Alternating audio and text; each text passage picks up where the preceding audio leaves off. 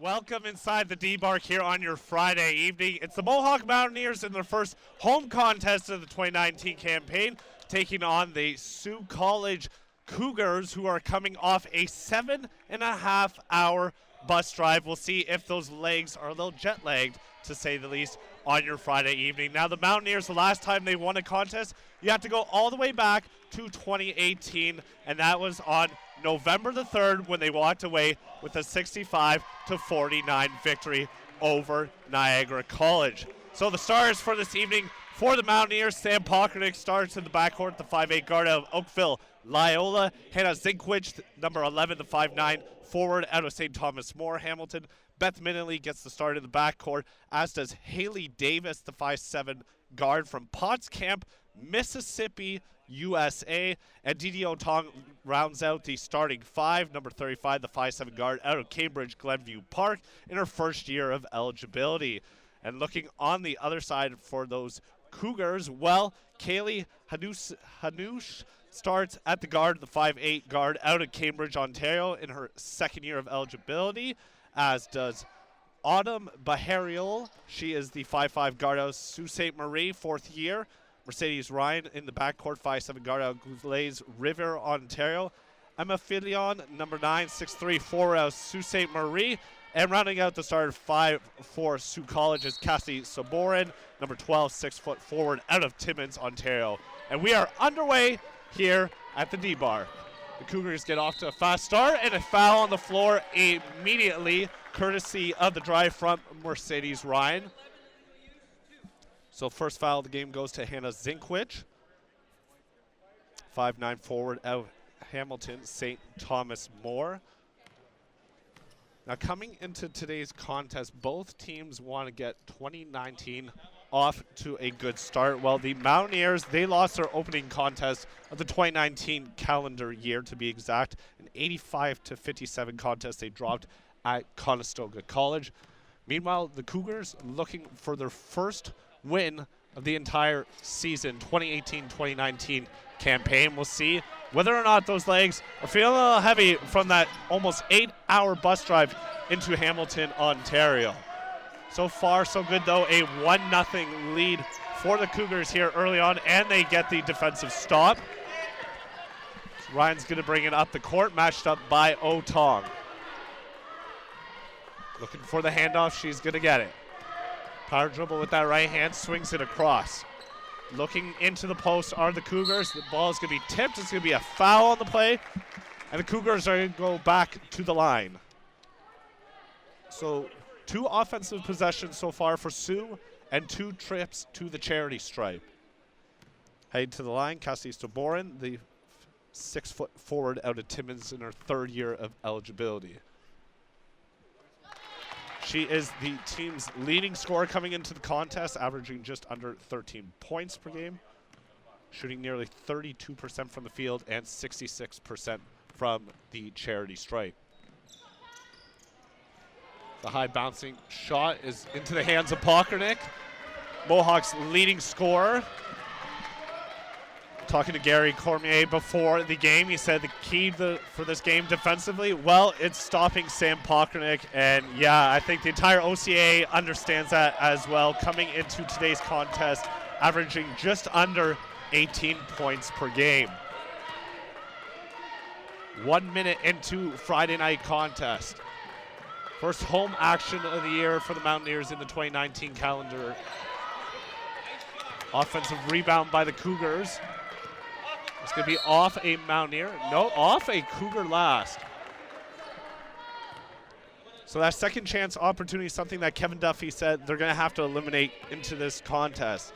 Say coming in over the break, that well, they worked on not turning the ball over. They're talking about their defensive rotation, and by that they mean helping the man by helping the man. So if you guys don't know basketball terminology, that means so if you're providing help, it means the second defender is looking at the primary ball handler, and then a second person on top of that as the first basket is made in the contest for the Mountaineers by Zinkwich. And it also said that they had to secure the boards. And while those second chance opportunities for the Cougars are going to be key in this contest, Didi Otong's defense key as well as she forces the 10-second violation. So Otong, one of the better defensive players for this Mountaineers lineup, came in averaging 5.2 points per game. That's good for 5th on the team, shooting 28% from the field. Otong. The shot and a big call bank, but it remains open on your Friday evening, and the Mountaineers double up the Cougars.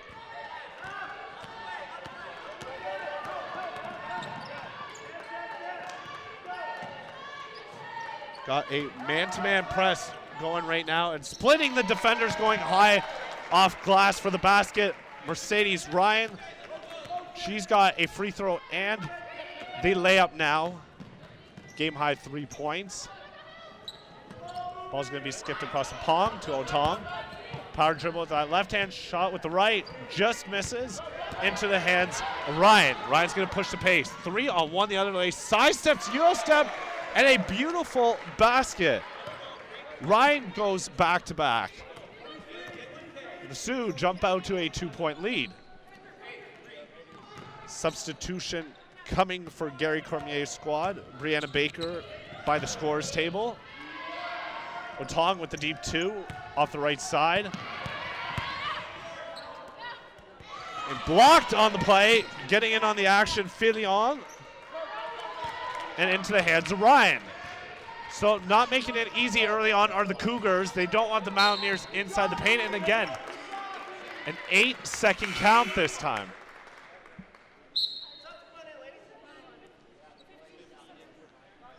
So a 10-second call, my apologies, once again on Mercedes Ryan, not being aware of the shot clock when she retained possession along the end line from that pass courtesy of the Filion block.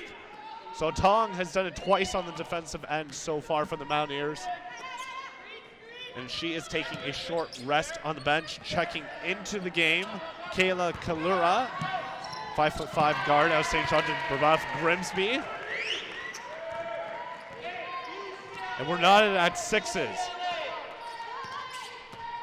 Gary Cormier yelling out UCLA, one of the staple offenses that you will see if you play the game of basketball to begin with. Deep shot is missed. Rebound is going to be secured by the Mountaineers. Kalura is going to push the pace, skips it over to Pokranik. Pull-up jumper off the front side, trying to hustle for the rebound with Chapinier. Emily Chapinier checks into the game for the first time. So Pokranik, the team's leading scorer at 18 points per game, and then averaging just over 7 points a game, Leanna Hughes and Kayla Kalura. So look for those two to get involved on top of the obvious scoring from Pokranik we're accustomed to seeing. Turnover Cougars. Pokranik's got it on the left side, over to Kalura. Skipped around. Deep right wing 3, in and out of the toilet bowl. Pokranik with the rebound. Trying to sidestep her man. Shot missed on the play by Davies. And Ryan again with the Euro step, splits the defenders, secures her own rebound into the hands of a teammate, and again, a foul underneath the basket. So Brianna Baker will head to the line.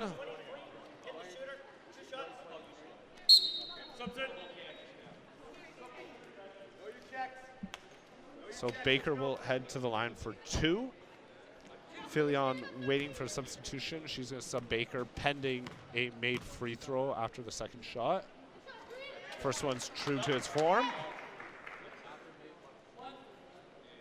Baker coming into the game has played in 7 contests this year, averaging just under 6 points, shoots 54% from the line as she misses the second of 2. So substitutions for the Cougars are going to have to wait by the scorers table.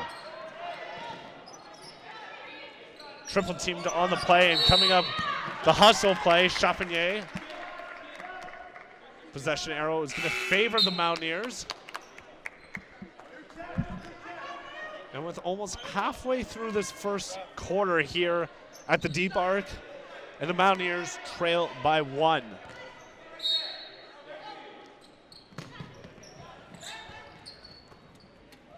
Ball's going to be skipped inbounds. Alex Parente, courtesy, checking in for the first time. The aforementioned Parente misses her shot. Ball fumbled around, double teamed right on the baseline, and the smart play off the foot immediately. Cassidy Saborin understood what was happening there. Secures possession for the Cougars, but now they only have 8 seconds to get across court. They're looking for the Hail Mary. Right into the hands of Parente. 4 on 3. You got to make that shot. Those are key opportunities for the Mountaineers. And hustle on the floor, a scrap, and that's going to be Cougars' possession.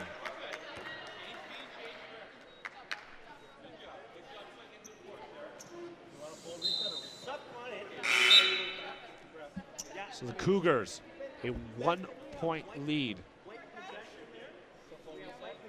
So far, we really haven't seen too much pressure from the Mountaineers. Kevin Duffy's talked about using it early on, especially from them with that 8-hour bus drive, and saying that they probably don't play as deep a bench. No look, foul, and Pokranik goes to the line. So Sam Pokranik will make her first trip to the free throw line this evening, having played in the team's all 10 contests, averaging 32 minutes a game, averaging just under 18 points per game. Shoots nearly 79% from the line, 42% from the field, and 29% from the land beyond. Almost averages 2 steals a game as well, and nearly 4 rebounds.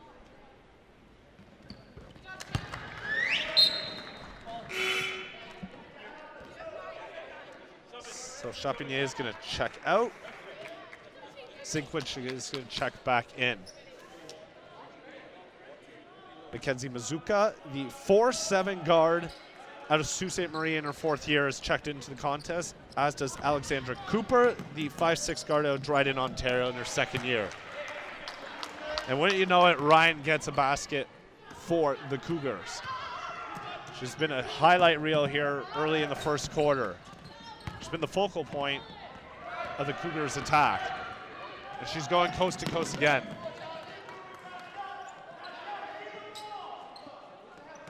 They're dumping into the paint, something Courtney talked about. They need to use their size in this game. A foul on the floor.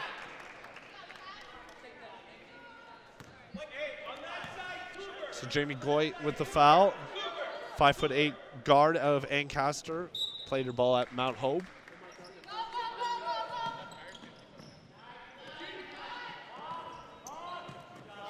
Pokranik's got the rebound. Looking to push the pace. Looked up court for Goit. Didn't like what she saw. Set up the offense, and she's going to take a screen from Zinkwich. Ryan all over her. Kalura into the paint. Intended for Goit. I'm going to say it's off a Cougar's hand.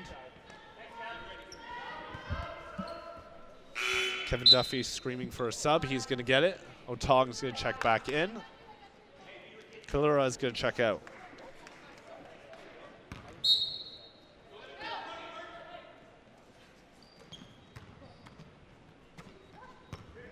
Shot clock hasn't started at any point.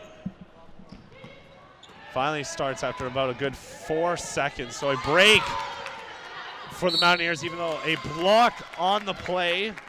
Filion getting in on the action. So here's the issue. Right away we can see it. The early aggressiveness of the Mountaineers backfiring. As with just under 4 minutes left here in the first quarter, the Cougars are already in the bonus.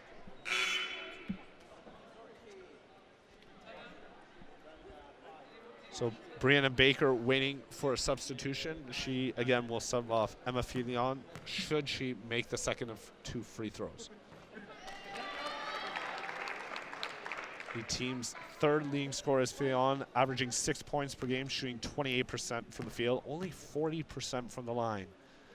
Averages 8.5 rebounds. So both free throws made, cue the substitution. 3-point lead for the Cougars.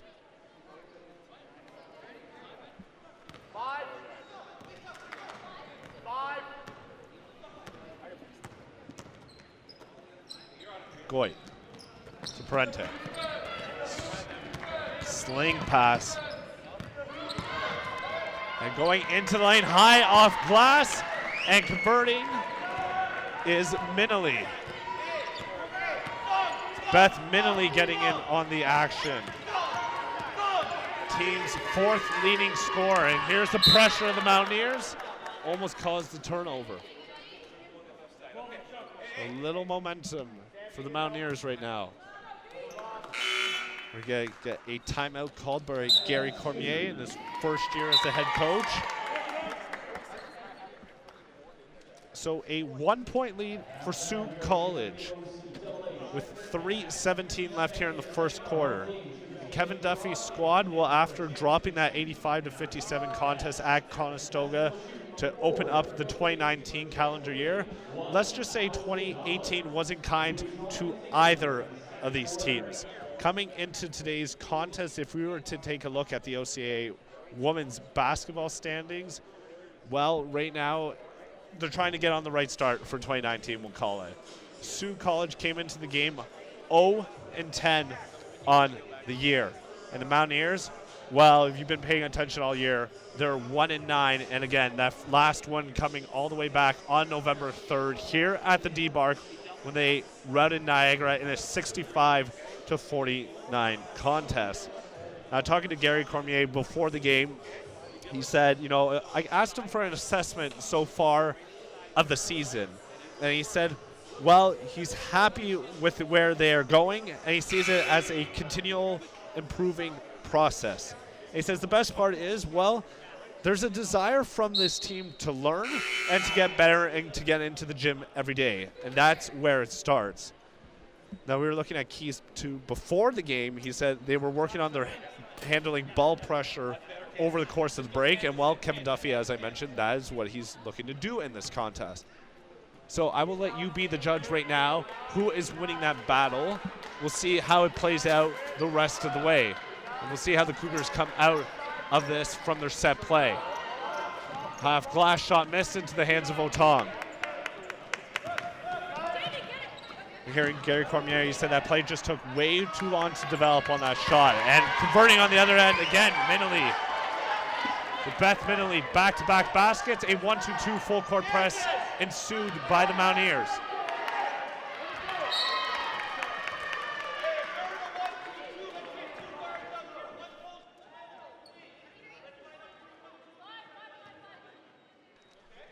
So you can hear Mr. Cormier speaking to his players about how to break that 1-2-2 full court press successfully for the next trip, and I'm assuming the Mountaineers will use it until they figure it out. That will help a turnover. Ryan's got it. Now you can see Ryan really struggling to dribble that ball with her offhand. Pockernick stretch outlet, Parente, the right hand quickly gets it and converts. So Kevin Duffy also mentioned they want to force the ball to the offhand of the Cougars. And a pair of turnovers, 2-on-1, Pockernick again to Otong, the beneficiary, shot missed. Ryan's got it with that right hand. He's got to watch her footing on this. Ryan's got it, picks up her dribble. Cougars a little flustered at the moment. Trying to go into the paint. Shot missed on the play by Saborin. Goit's got it. Ryan tried to strip. Pockernick establishes herself in the front court.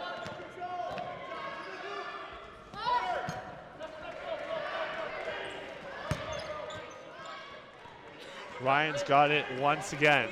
You can see she struggles with that left hand when forced into that situation. A third turnover in the last, we'll call it minute and a half, by the Cougars. Ryan tried to draw the charge. No avail. Beth Minnelly on a 6-0 run on her own has flipped the tide of this game. A 5-point lead for the Mountaineers. Deep three. And that is off glass, and that is made by Mizuka. The fourth-year guard out Sault Ste. Marie cuts the deficit to 2. 4 substitutions right now by the scorers table for the Cougars. 7 on the shot clock. Pocknick. Miss. Goit with the rebound into the hands of Ryan. Stretch outlet to Mizuka. Little touch pass inside. And that's how you converted 2-on-1 Brianna Baker. Goit's going to force the issue. I'm not sure why they did it so early in the shot clock. Into the hands of Baker. Ryan's got it. Again, a turnover on the play. Mercedes Ryan flustered, to say the least. And you can see it. All the Mountaineers need to do is force it left defensively, and well, the Cougars aren't having any of it. Not comfortable at all with that offhand.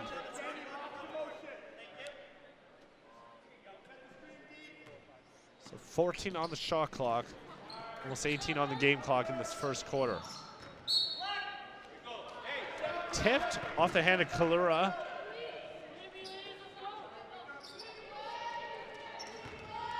So Sault College is going to get the last possession, should they not turn it over.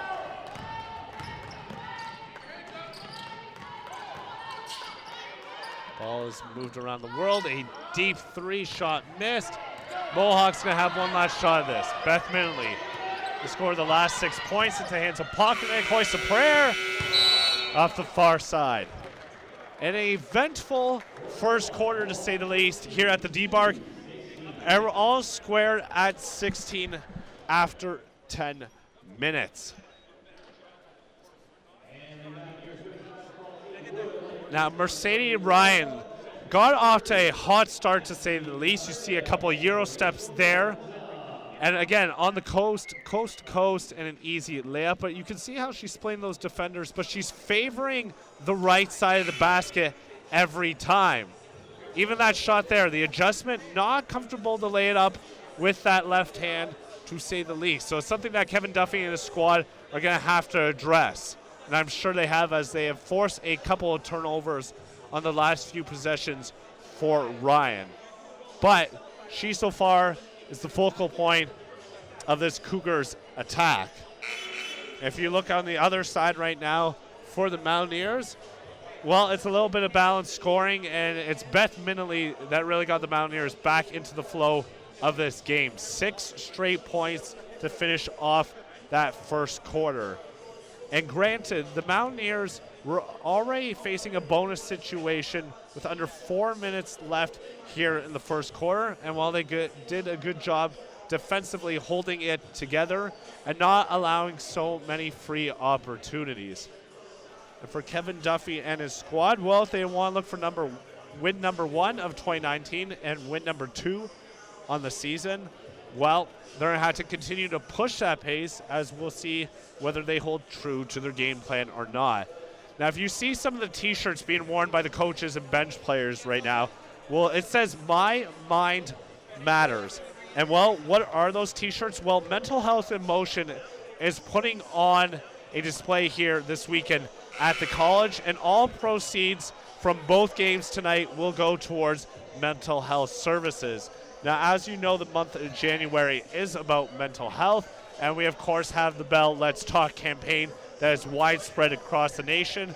So the Mountaineers getting involved in the mental health game here this weekend, as Mental Health and Motion is putting on a My Mind Matters. So second quarter about to be underway here at the D-Bark. The officials for the contest couldn't get to it earlier. Jeff Lack, Kevin Mayvu, and Vince Bull taking you through Friday night's action. Otong's got it on the right wing. Looks for a streaking Pockernick, a staple on their offense, off the hands of a Cougar. So what you're going to see often is Pockernick, if this is your first game of watching the Mountaineers this season, Pockernick's going to have the ball usually on the right wing or at the top. Just send it over to the right wing, and then she's going to cut directly through the lane looking for that entry pass for the quick layup. Now, normally if they don't go to her initially, they're going to look for that high post pass, or they're going to swing the ball around, and Pockernick's going to reset herself. And at 18 points per game, you can see why she's the first, second, sometimes third look of this offense. She's averaging over 18, close to 18 points. That's almost 10 more than this team's second and third leading scorers. The Cougars don't make the adjustment in between the quarters. A turnover, a rebound Minley with the awkward looking shot. Otong tipping it around into the hands of Ryan. Good, Ryan picks up that dribble as soon as she's forced to the left. Deep two made. The first basket of the second quarter goes to the Cougars. And to Kaylee Hanoush, the second-year guard out of Cambridge, 5'8" guard. Again, Otong trying to hustle, Ryan fighting her way. Mohawks fighting for that opportunity. They're going to get it courtesy of the possession arrow. The first substitution in the second quarter. Paris Post is out, who was just in her first minutes of action. Saborin back in. Blocked on the play by Saborin. 7 on the shot clock. Kalura on the left side. Short. Nice little box out of the play by Hanoush.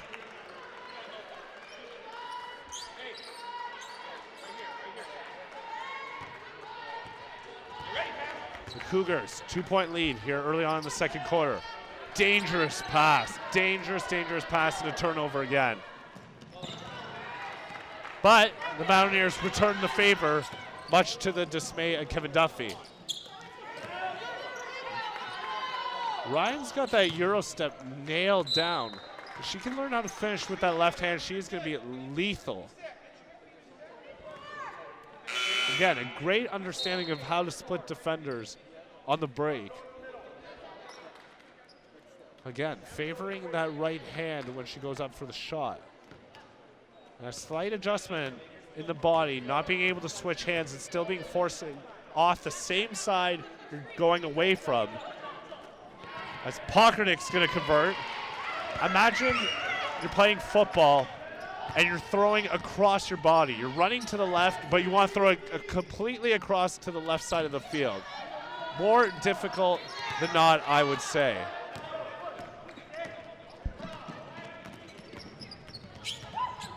Kalura's got it. Calling for the ball. Shot missed on the play by Davis. Mountaineers have a second opportunity. Calling for the screen. She's going to take it. She's going to drive right hand. Completely misses everything into the hands eventually of Ryan. Ryan and Pockernick. And Pockernick's going to win that battle. Davis. Slick little crossover. Sporting the white headband. Substitution coming. Baker waiting by the scores table for the Cougars. As is Mazuka. 2 seconds, shot up. Tipped around, second chance. Chapinier is going to head to the line. It's a good job by Emily Chapinier hanging around the rim on that offensive rebound. She's rewarded with her first trip to the charity stripe tonight. Chapinier averaging 3.3 points per game, shooting 56% from the free throw line, 32% from the field. Averages just under 3 rebounds a game as well. And the jump free throw, something you don't see a lot of these days, works.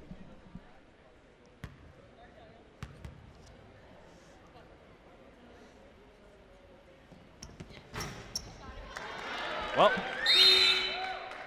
however you want to see it go in the basket, it works. And a substitution as Zinkwich will check back into the game. So will the pressure on the Mountaineers hold up here again? Ryan trying to dictate offense, trying to move around the Cougars. They break it barely. Mazuka ends up with a right wing three. Parente hustling. That's going to be off Alex Parente last.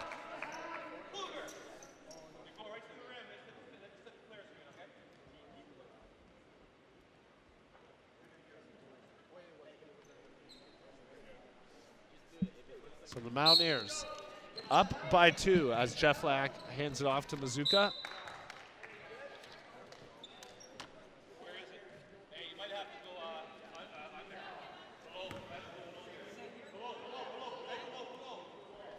So you haven't really seen too much of a set rhythm in the half-court offense of the Cougars to this point.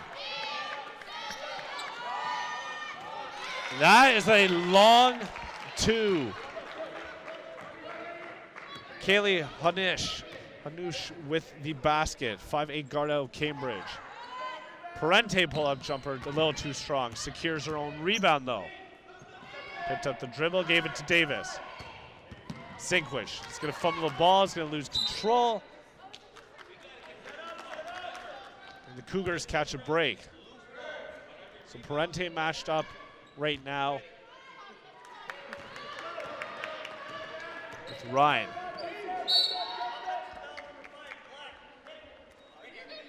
So we're going to call offensive foul on Mercedes Ryan. Jeff Lack with the call there. Now it's that swing of the elbow once she picked up her dribble in that situation. You can see it right when they do that full court press. Parente is baiting her to the left corner. And well, Ryan is obliging at this point.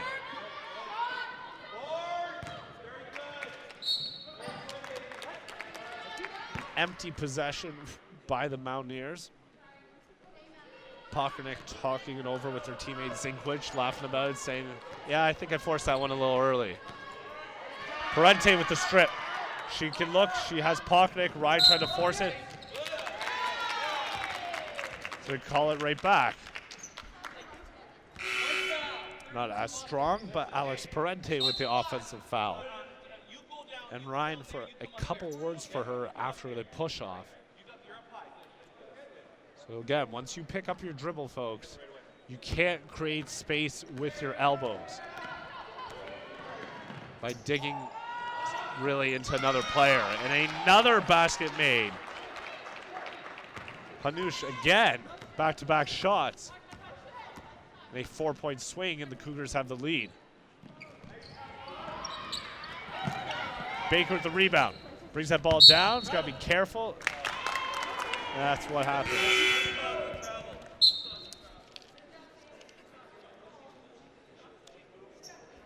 Brianna Baker bringing down the ball after a rebound. A no-no if you are any player that plays in the post, and if you're a coach, you might want to be slamming your clipboard after you see that one. Keep it high, keep defenders away, put it low, while you give the defense an opportunity to strip the ball. Ryan with that left hand switches over to the right, uncontested, and that's it.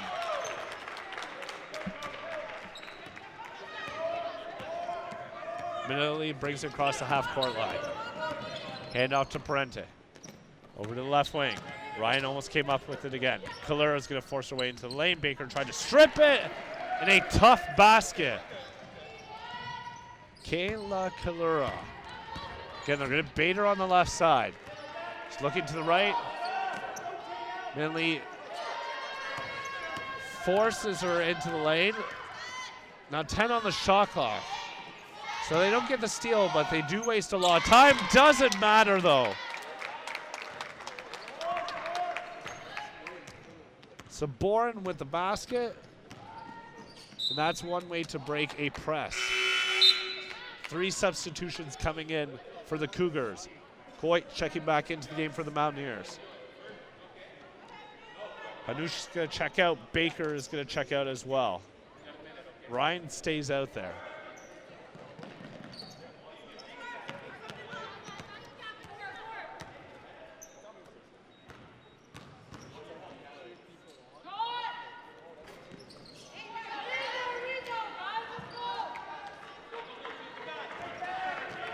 Yeah, not a lot of second chance opportunities right now for the Mountaineers. Switching to zone, a little defensive miscommunication, but it still works out for the Mountaineers. Goit calls her own number. Ryan ends up with it. Gotta be careful of the trap. Sidesteps 3 Mountaineers, skips it over across the pond, deep 3 left wing. Shot missed into the hands of Goit. Parente calling for it. She's gonna end up with it. To the hands of Goit, back to Kalura. Just under 4 minutes left here in the first half. 4-point lead for Sault College. All tipped around. Ryan's gonna strip it. 2-on-1 the other way. Nice little bounce pass inside. Off glass, and that's in. Beharial with the basket. The 5'5" guard out of Sault. Her 4th year of eligibility. Mountaineers facing their largest deficit of your Friday evening.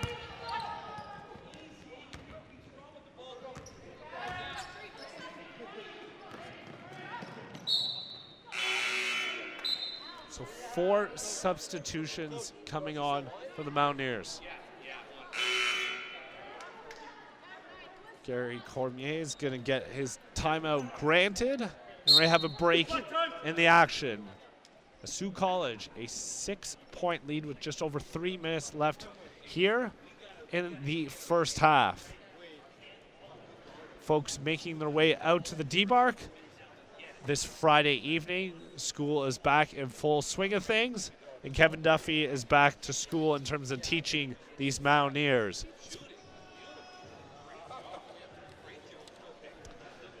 Now, as I mentioned previously, both teams, 2018 wasn't kind to either side. The campaign coming in, both teams a combined 1-19. Mohawk 1-9, and again, their last win, November the 3rd, a 65-49 victory over Niagara College. And while the Cougars are still looking for their first win of the entire season, but they do have a 6-point lead with just over 3 minutes left here in the first half. Now, if you want to look at this glass half empty or half full, depending which way you want to look at it, the Mountaineers win. Well, they clear the Sioux completely in the standings. They still remain 2 games back of Redeemer, but they inch closer back up the table. They lose this game, they sit dead last in the OCAA West Division standings. Yes, both teams will be at 1-10, but the Cougars would have the tiebreaker courtesy of a potential victory here on your Friday evening at the D-Bar. Minute lead. Nice little move in the scoop layup with the left hand. The pressure on the Mountaineers. We saw it a couple times here early in the second quarter. They forced a turnover. Pockernick's got it. Set up straight away. Hand off to Otong. Over to Minley. Minley again into the lane, shot partially blocked. Would be the follow through on the play, so Jeff Lack with the call. So getting called on that foul. Saborin, Cassidy Saborin, the 6-foot forward in her 3rd year of eligibility. Beth Minley's going to head to the line. Team's 4th leading scorer. Played all 10 contests this year, averaging 6.5 a game. Shoots 78% from the line and 28% from the field. Also averages nearly 8 rebounds a game. So good trip to the line from the Mountaineers. Convert on both. Again, the pressure.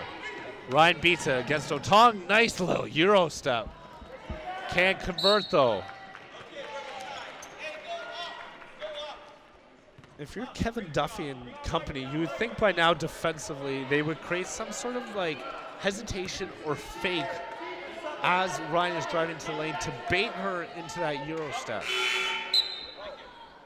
That half second beforehand, if they can just do a jab with their lead foot or something with their shoulders and get Ryan to think that they're committing one way, then go with her. I mean, it's going to give an opportunity for a strip or a block, considering how low she puts that ball on the floor when she does that sweep motion.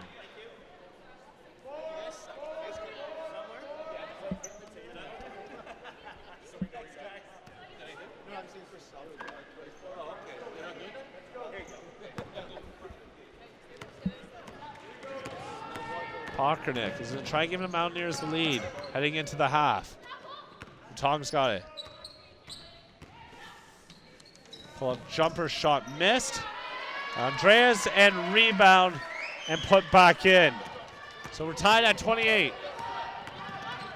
Double coming. Ball moved around beautifully into the hands of Ryan. Pull-up jumper. Tong's got it. Pockernick. So Tong. Minley takes the screen from Zinkwich. Dribble with the left hand over to Andreas. 5 on the shot clock. Zinkwich forces it to lane. Partially blocked on play by Saborin. Minley try to follow up.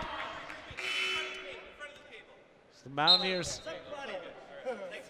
are going to get a second chance opportunity.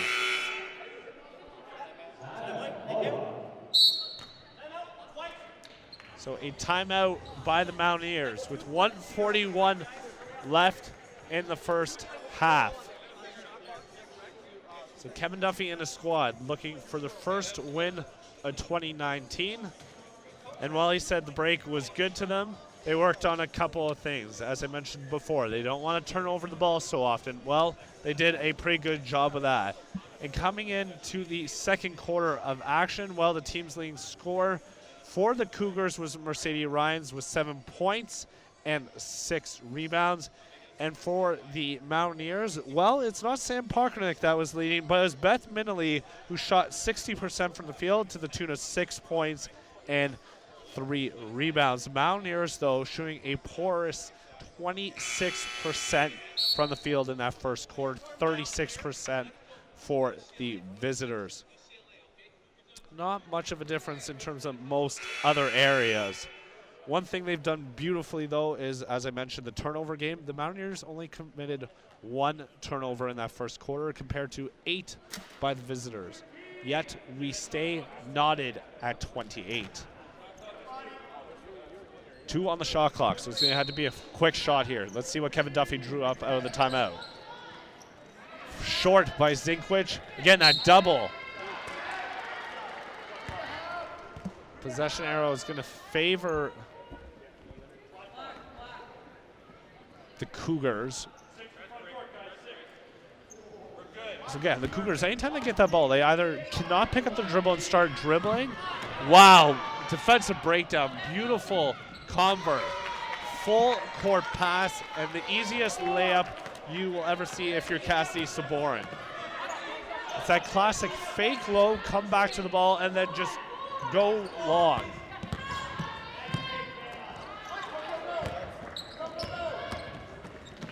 Ryan's got to be careful, almost got caught on the sideline. Now, one thing you may have not noticed from that full court inbound pass, a little technicality, is that the inbounder left their feet when she made that pass. Now, she thought a second about that pass and came back to the floor and did not get that ball off. It would have been a turnover on the end line. So a little nugget of information for you on your Friday evening. 2-point lead for the Cougars. Under a minute left here in the first half. Ryan's got it, bunt by Otong. Deep left wing 3. Pockernick's got it. Over the Minley.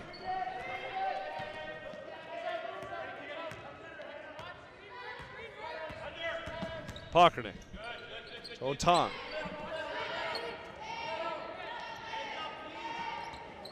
Deep 3 is made. Nothing but net. Emily Andreas, first basket of the contest. Not expecting that shot. 3-ball, not her forte. But Brandon Baker, the paint, well, that's where she makes her living.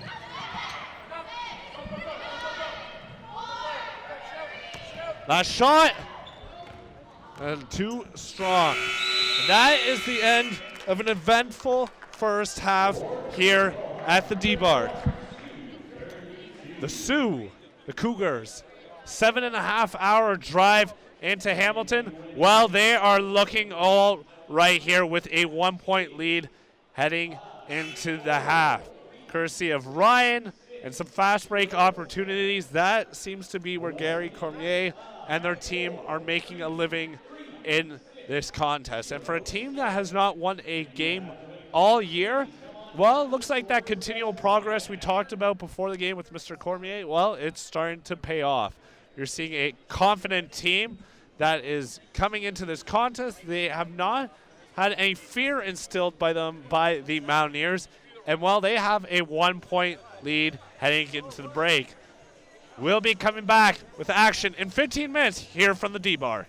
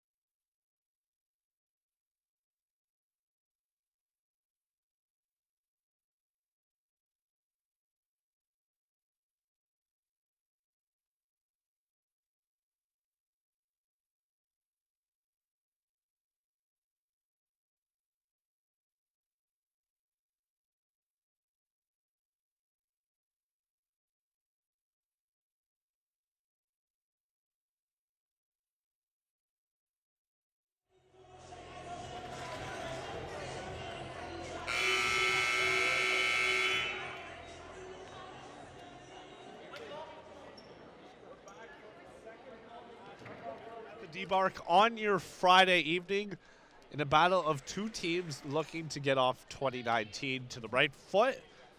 The Mountaineers came into today's contest having dropped their opening contest of the 2019 calendar year, 85-57 on the road at Conestoga. And both teams, well, the Cougars are looking for that elusive first win of the year. And, well, they're up by 1 right now. So far, so good through 20 minutes of action. Leading scorers at the half, leading the team with 9, Mercedes Ryan, 4 of 10 from the field, already 11 rebounds. So 1 point away from that old-fashioned double-double. And team's second leading scorer is Kaylee Hanoush, who had 6 points, an efficient 3 of 4 from the field. On the other side, well, it's not Sam Pokranick leading the scoring. It's Beth Minnelly, 4 of 9 from the field in that first half. 0 of 3 from the land beyond, though. Had a team-high 10 points, 5 rebounds. And then the aforementioned Pokranick, well, she was only 2 of 9 from the field. Did have those 6 points and 4 rebounds, as well as a pair of assists. So we're seeing some of the old problems for the first half flare up for the Cougars here early on. We'll see if they put out that burn or whether the Mountaineers are going to be able to deliver the knockout punch.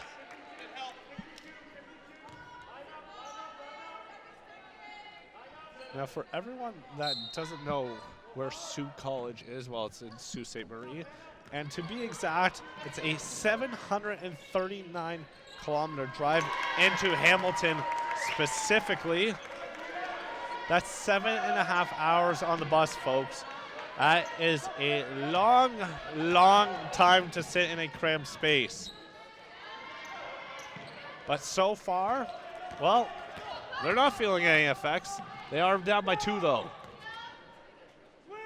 Minnelly to Pokranick. Pokranick was looking towards where she was going with the ball, didn't keep her eyes on the ball. Team's leading scorer, just 2 of 9 in the first half. Yet her team only trails by 1. Good thing that the Mohawk Mountaineers are a little more balanced. And Zinkwich with the key steal. Stretch outlet, Ryan read that like a DB coming up this Sunday. Picks off the pass, now matched up with Otong. To the corner. Hanoush picked up her dribble, ends up in the hands of a wide open Saborin. Saborin with the make, right by the free throw line. She hasn't had an efficient game so far. 2 of 5 from the field, 5 points, 2 rebounds in the first half.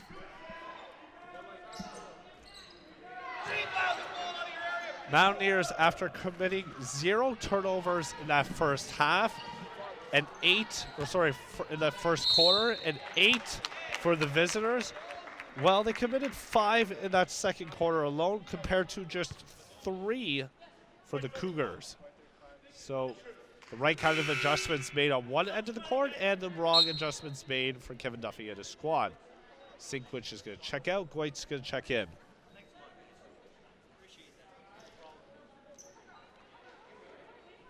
Do the Cougars get that elusive first win of the year? The Ariel is going to head to the line. The 5'7" guard out of Goulet River, Ontario. Came into the game the team's 4th leading scorer, averaging just a fraction, a 1/10 of a point to be exact, under 6 points per game, shooting 60% from the line, 29% from the field. Saborin, the only one in double figures, 10.7 rebounds a game, 12.9 points per game. Leads the team in both categories.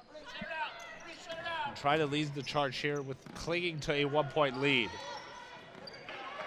Good rip there. That's how you secure a rebound in 4 on 2 as Otong hustles back. Sidestep and the basket. Saborin with 4 here in the third quarter.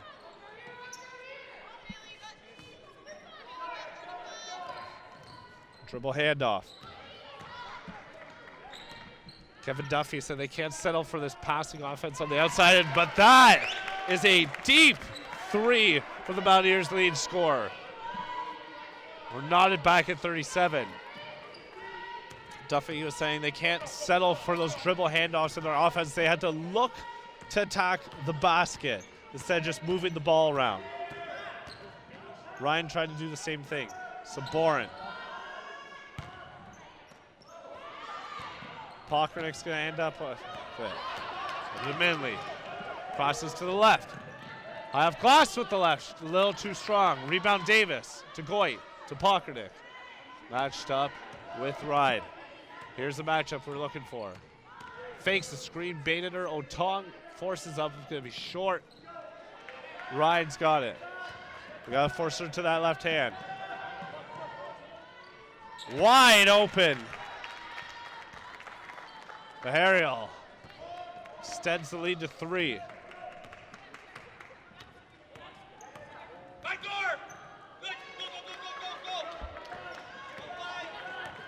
Good defense by the Cougars. A little bit of life coming into the third quarter here.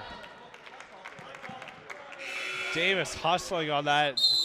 Ate a bit of the floor on that one. She's okay, no worse for wear.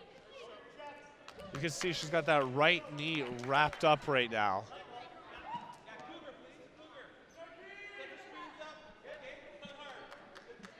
Not a full brace, just a full wrap. Good defense by Kalura on the inbound.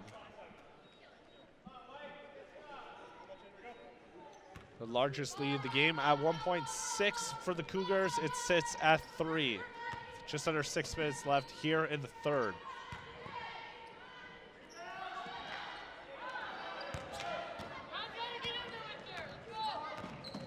Zinkwich, yeah, good call. Good call by Jeff Black on that play. Zinkwich a little too excited on that one.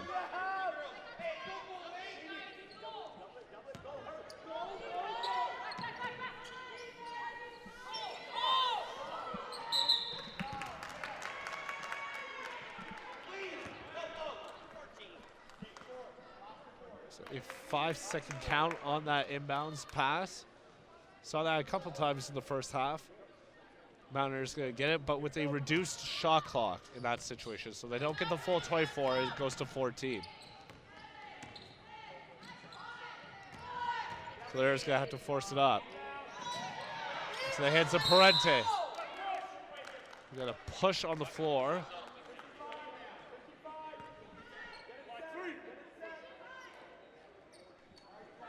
So shot clock resets. Mountaineers are going to have a second opportunity.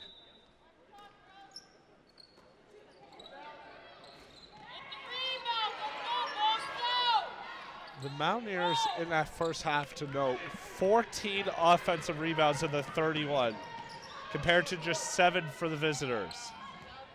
The second chances are coming for the Mountaineers. They just got to convert. 2-on-2 the other way. Pokranick's going to pull up. Across the pond. Parente. Deep 2. There you go. 1-point lead. This game has been a back and forth affair here on your Friday evening.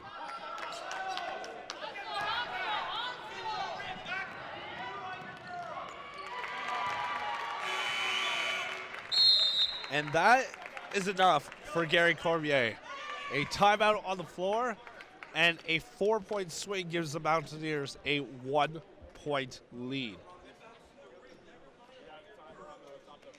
So just before that timeout, the Cougars bench stationed right near me, Gary Cormier was saying, we are getting badly out-rebounded. Now, if you look at the total numbers, it's only a 2-rebound difference coming into this third quarter. But, as I just mentioned, 14 offensive rebounds from the Mountaineers in the first half. And he said, guys, we can't win if they're going to out-rebound us like that in our own end. So he's making those adjustments. And while Kevin's Duffy and his squad, Sam Pokranick hasn't had the greatest of scoring evenings, but he is finding it in the form of other players, something they really struggled to establish earlier on in the year. As I mentioned, Beth Minnelly was the team's leading scorer at the half.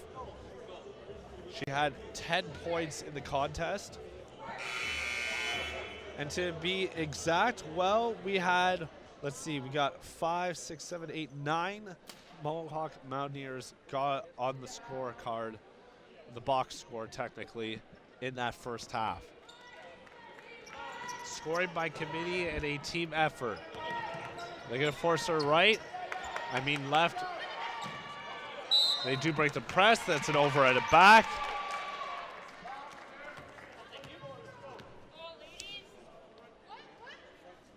Again, not establishing herself completely in the backcourt is Alexandra Cooper. Had both feet in the front court and slid into the backcourt as she got that. She straddles the line with her feet there. When she catches it, she is okay.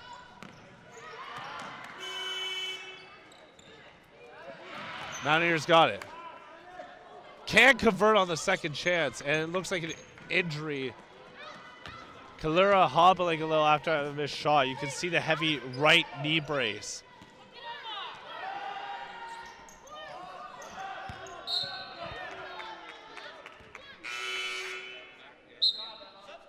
So two substitutions coming for the Cougars.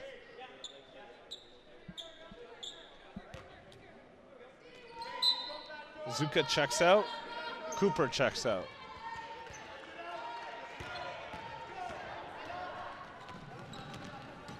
Parente.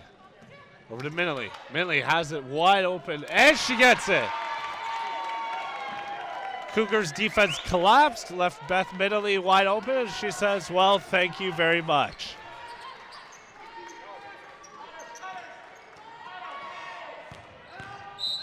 Power dribble into the lane. Bahariel is going to go to the line. We actually call on the end line before the shot.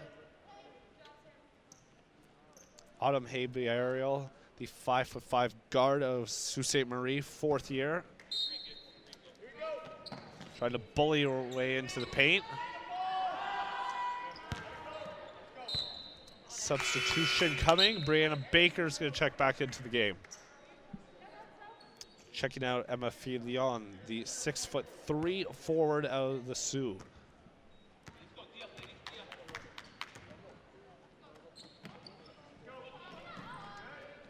For the Cougars' entire lineup, well, they have 4 players directly based out of the Sioux. A deep 2 by Minnelly. 4-0 run by Beth Minnelly, and the lead, the largest of the game for the Mountaineers at 6.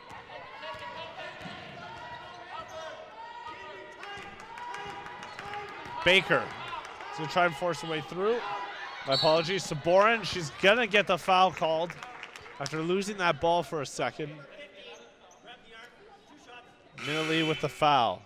So Cassidy Saborin, 6 foot forward out of Timmins in her 3rd year.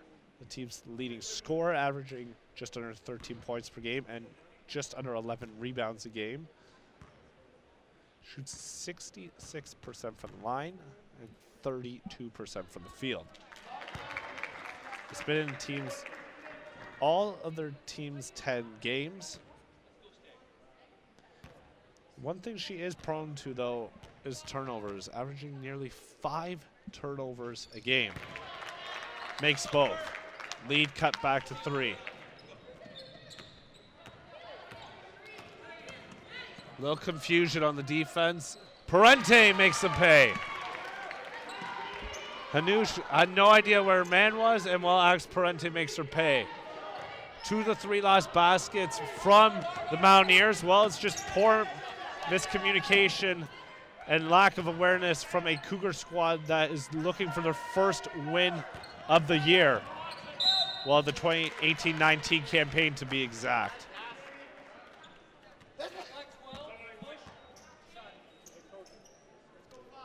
Little frustration boiling over as well.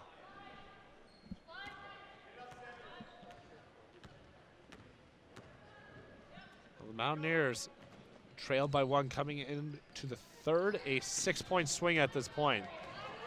As a tipped pass, they'll be able to reestablish, but they only got 10 on the shot clock. Goit's going to have to hurry it up. Dribbling with her head down over to Parente, gets her man in the air, and she gets it. Parente gets Sanush in the air, and well, that's back-to-back baskets for Alex Parente. Full court outlet pass, football toss, makes it the full length of the court, and a convert. Strong pass, Baker, Saborin.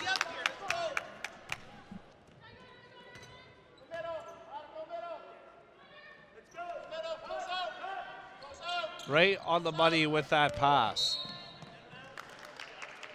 Goit had no idea where she was on the headline. You see she's calling for a substitution.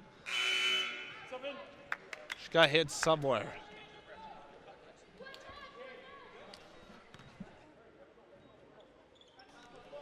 Again, just don't let them behind you. That's the only thing they have to do in this full court press. And look, Otong's going to let Ryan slip in behind her. And Ryan can't convert. But again, simple, fundamental basketball for the Mountaineers they must use. Tipped pass, Otong can't convert. Ryan almost stripped that on the floor. Pokrick's going to get called for the foul, hustling for that ball.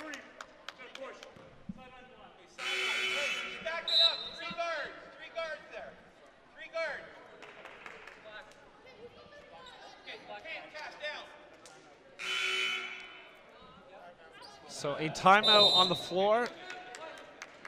Kevin Duffy calling for one. His team, a 5-point lead. Largest lead for either team at this point, 6. That's what the Cougars had in the first half and what the Mountaineers have seen slip down to just a 5-point lead at this point. Now during the timeout, it's going to be interesting to see what these coaches draw up. What we've seen so far from the break for Cormier and his team, well, it's simple. If the Mountaineers are asleep defensively for 1 second, they're going to create a lot of motion on their inbound pass, and they're going to try to slip in someone behind the defense on that play. And what they're doing is that they're stacking a bunch of players on the line, and they're creating this confusion. So what the Mountaineers need to do defensively, and what they've done incorrectly to this point, is that their defensive players are trying to follow this motion and play too close to that stacked line. Simply put, all they have to do is communicate any switches, back off a couple feet. If they want to press, they can still press off that initial inbounds pass. If they get too tight, well, then you've seen the last couple of instances that Baker's been able to hit the home run ball. So let's see what happens here. Pokrick's the only one following right now. So it's a soft press.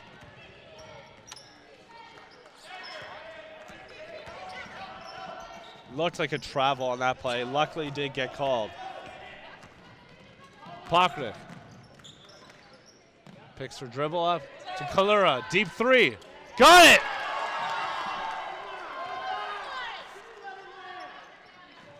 Kayla Kalura falling back, hits the 3. The largest lead in the game. 8 points for the Mountaineers. So Bourne's going to force it in. Kalura stands tall. Pushes her off. Misses. Third chance. No foul. Fourth time. And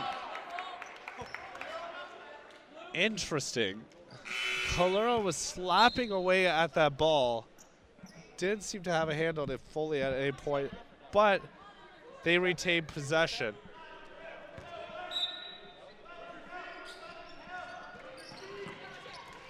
So the Cougars retained possession. No shot clock reset because there was still technically in their possession. Mountaineers have the last shot theoretically in the third quarter. Will they use it? Pokrick's going to pull it out. Smart move. Looks up at the clock. Looking for Minelly. Over to Otong. This is going to be tipped. So one last play. And money's on Minelly. Over to Pokrick. He's going to drive into lane. Floater off the right hand. Well short. Just a little flustered after that one. But Kevin Duffy and his squad have to like the turnaround on a 9-point swing here in the third quarter, and the Mountaineers sport an 8-point lead heading into the fourth. That ball movement from the Mountaineers, well, it's starting to pay dividends. Couple defensive collapses, as we've seen in the highlights here, from the Cougars, and well, the Mountaineers are making them pay, and Kevin Duffy and his squad looking to get win numero 2 on the season. Now, the win won't really move them in the standings at this point. They trail two teams that are tied at 4 and 9. And if we want to take a look at the overall standings to give you guys a heads up on what's going on around the OCAA, well, Fanshawe and Humber sit tied atop the West at 11-1. Sheridan sits in third at 10-3. And then you look at the flip side, well, Algonquin sports the best record in the East at 9-1. George Brown at 9-2. But Kevin Duffy and his squad, it's one win at a time. And as you can see here, both teams not the best records. 2018, 2019, well, at least the end of 2018 didn't treat either team too well. But from what we've seen in this contest, we can see flashes of where the potential has been for both teams. You're seeing with the Mountaineers, you're seeing the emergence of multiple players in scoring. It's not so much a heavy reliance on Sam Pokranick for them to win games right now. And you see for the Cougars, well, for a team that hasn't won a game all year, well, they're not showing any emotional signs of it. And especially after an 8-hour drive, never mind flight, a drive. I mean, most people would be grumpy coming off that and having to play a basketball game immediately the same day. I'm not sure whether they stayed overnight in the Hammer or not. But after a first quarter, which they led, and then we were tied after the first, second quarter, they led one leading into the break. They trail by 8 heading into the fourth. Can they leapfrog Mohawk in the standings and get that elusive first win of the year? And make sure you don't go anywhere here on your Friday evening, as the men's squads will take to the court at 8 o'clock. We'll see what kind of highlight show we get in that contest, as I mean, some of the dunks and plays we've seen this year from the male side have been unbelievable. They're trying to climb back into the playoff picture as well. Too strong Zinkwich megged her teammate in Minley on the play. So again, the full court press. How tight do they play in this situation? Keep it in front of you. Don't let anything behind. That's okay. Minley was stride for stride with Saborin on that play. That's not too bad a move. Anoush, pull up 3. Got it! Deep 3, Kaylee Anoush. 5'8" guard out of Cambridge. Lead down to 5. Keep that ball on the left side. Little bump on the play. Pokranick's gonna try and respond. Woo! Sam Pokranick with a deep 3. Well, anything you can do, I can do better.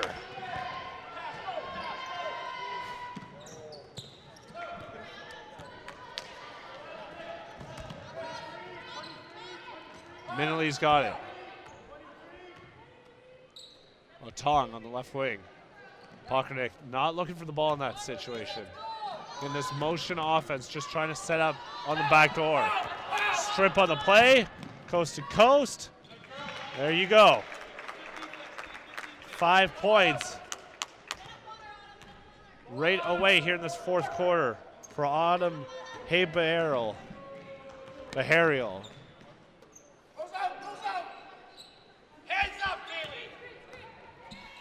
It was Baharial, not Hanoush, on that deep 3. Baker checking back into the contest.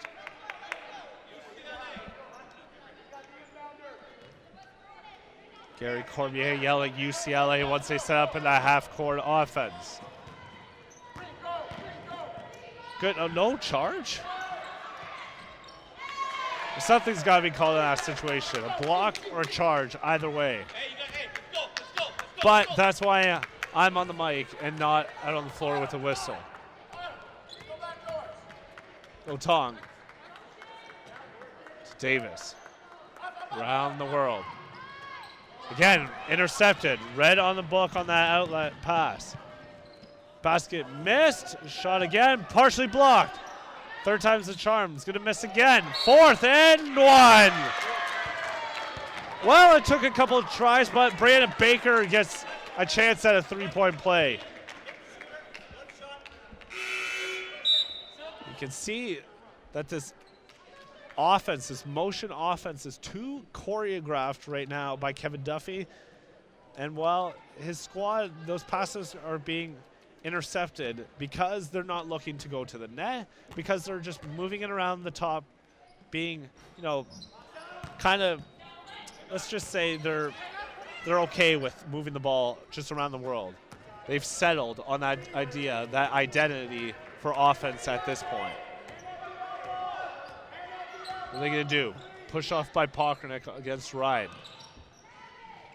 Zinkwich looking for Kalura. 2 on the shot clock. Parenti's going to force it up. They hit the rim, and a turnover for the Mountaineers. Timeout on the floor called by Kevin Duffy. They need it. A 4-point lead. They got to do something with that offense right now. Kevin Duffy and his squad, well, his players specifically, just a little too content in this offense right now. Not looking to attack the basket.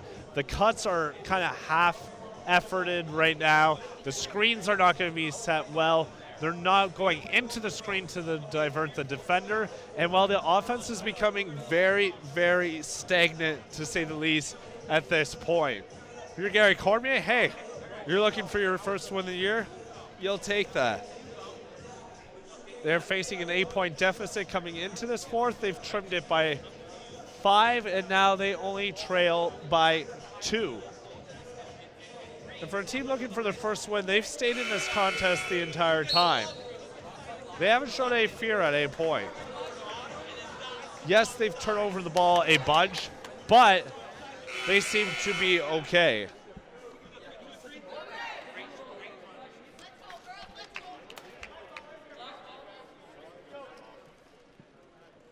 See what comes out of the timeout for both sides.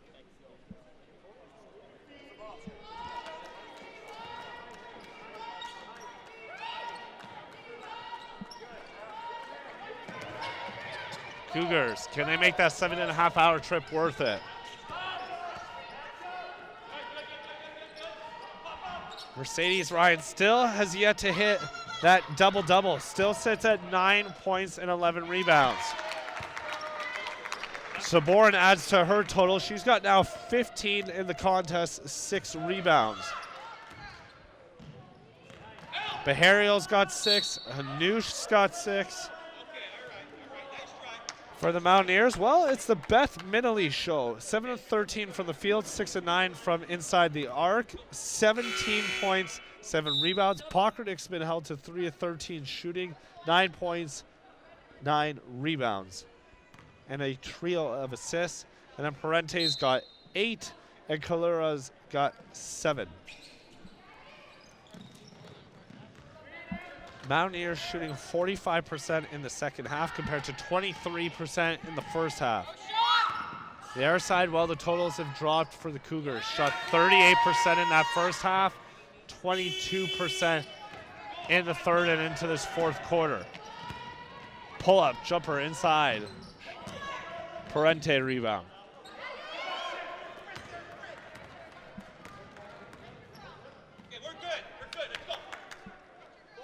After committing 8 turnovers in that first quarter, the Cougars only 8 the rest of the way. Pokranik hits double figures. She's got 11. 4 of 14 from the field.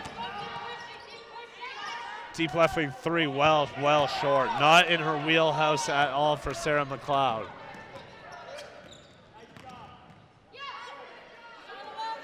Parente straight away. Strong rebound for the Cougars. Ryan's got to pick up that dribble. Nice little touch pass. Baker sitting by the scores table. She's going to check back into this game. McLeod's got it. Filion inside the paint. On the floor, it's going to be a kick on the Mountaineers. And with 5 seconds, well, 4.6 to be exact, on the shot clock, the Cougars will get the ball underneath the net. Minley's going to check back in. Chapinier out.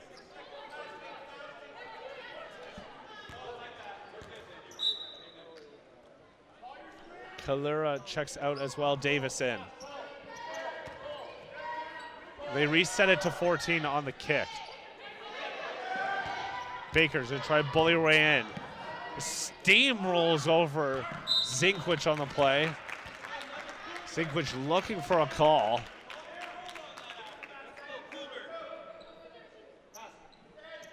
Referees might be thinking she let up a little too easily defensively, trying to draw the charge on that one. Let's see if Baker goes back in. Nope, a 3 instead. Right into the hands of Pockernick. Minley. Sam Pockernick looking for the screen's going to defer it from Zinkwich. Double dribble off the crossover. You can do that in N1 mixtapes. You can't do that here in OCAA women's basketball.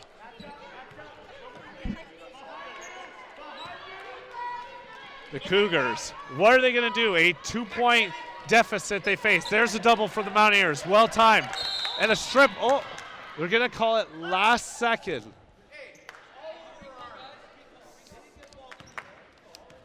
Gary Cormier asking for a foul. Cassidy Saborin thought she was going to get one. The double works, but the possession arrow still favors that of the Cougars.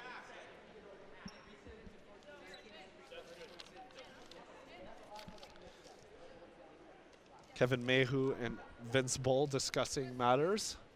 Whether the shot clock's going to be reset in that situation. Shouldn't be, because there was no clear possession retained by the Mountaineers in that situation.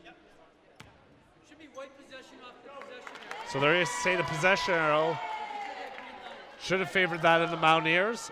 So the double does work out. Parente's going to get the ball. Minley. Under 5 minutes left here in the fourth. Mountaineers looking for win number 2. The Cougars for that elusive first. Ooh, hard screen. That's the right call there. Jeff Lack with the call. Zinkwich with the extension of the elbows on the pick there. Was set in the right spot. As Ryan went into her, well, she extended those arms just a little. Any kind of extension of the elbows is going to draw a foul from the referees. Baker picks up the dribble to Ryan.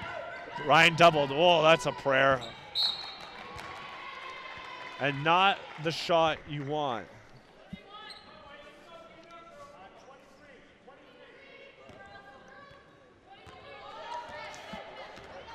Ryan, it's a superb first quarter, 7 points and 7 rebounds. Since then, well, she's got 13 rebounds, but only another 2 points. She does have 7 assists, though. So, theoretically, gets in our basket, a couple assists. We can see our first triple-double here in 2019. We have not even seen that in the 2018 portion of the season. A little Russell Westbrook, to say the least.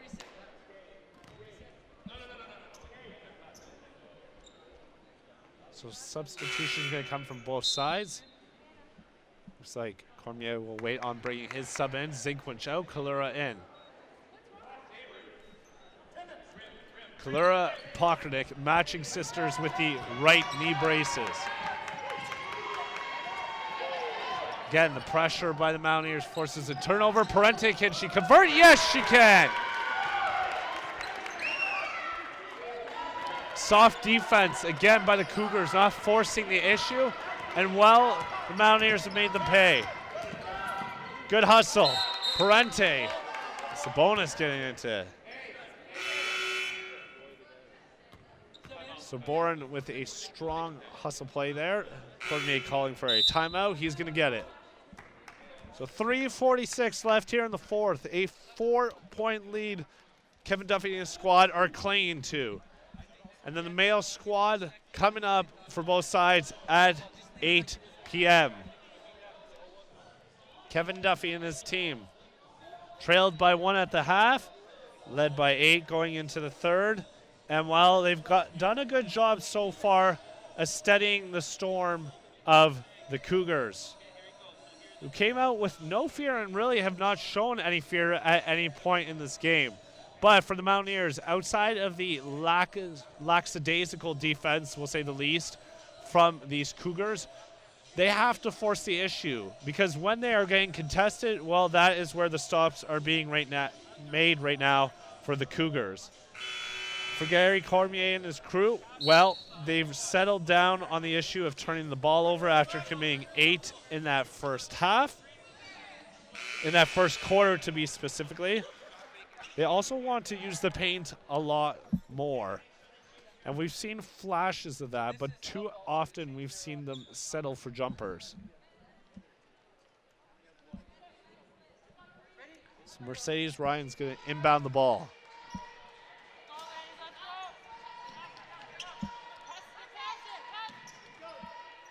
So get the ball back off that inbound. So Saborin triple team. And good awareness by Sam Pokonic. Brings that ball down, tries to sweep it, and in a no-win situation where she positions herself there.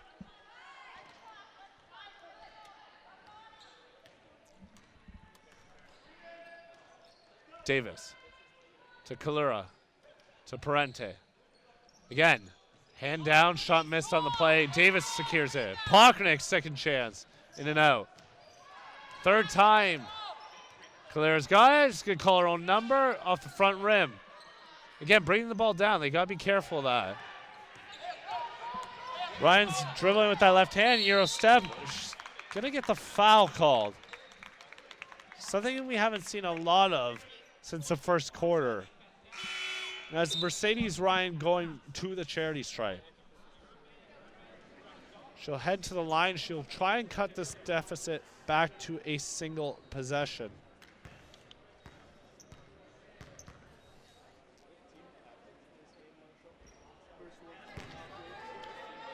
Only 1 of 2 from the field, from the free throw line. Misses that one. Can still make it a single possession game. Ryan off to a hot start, now 50% from the line. Hasn't had what she's wanted to, as the Mountaineers have forced that left hand on her. And coming up big has been Saborin for this team the rest of the way. Team's leading scorer coming into the fourth with 13 points and 6 rebounds. But Ryan can get it going here late stages. It changes the outlook and potentially the outcome of this game for Cormier and the squad.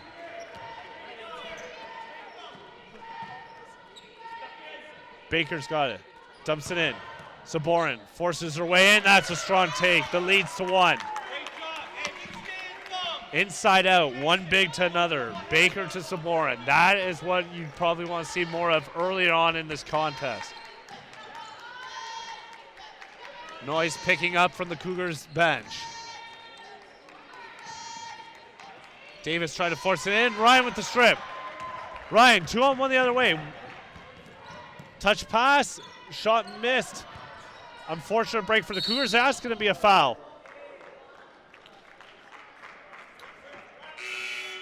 Almost like a football tackle on that one. Autumn Hay, but aerial.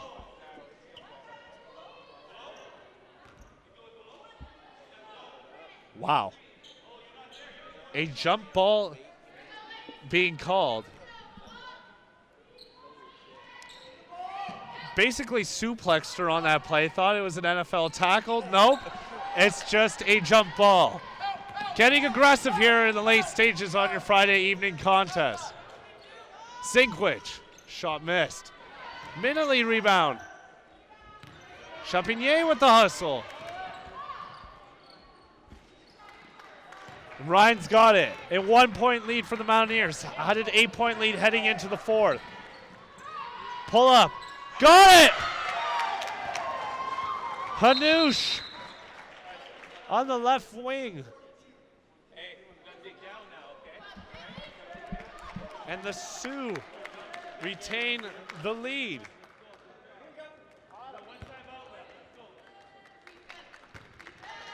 Mohawk, what are they going to do in the late stages?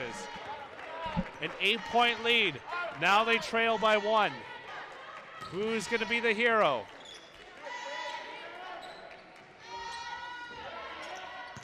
Good box out on the plate by the Cougars, but off the hand of Saborin.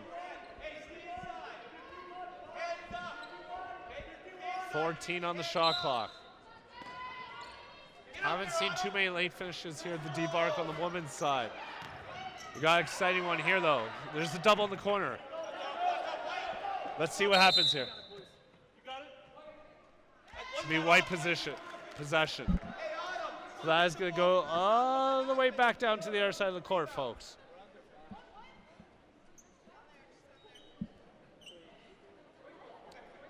Never mind, I stand corrected in the backcourt. Again, why I am on the mic and why they are the ones with the whistles.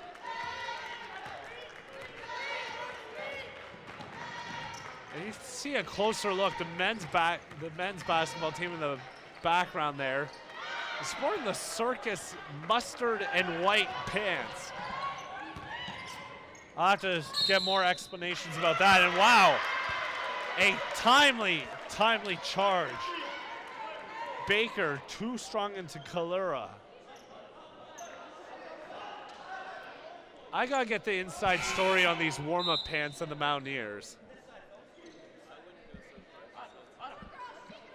I'll have that information for you for the men's contest, I promise you.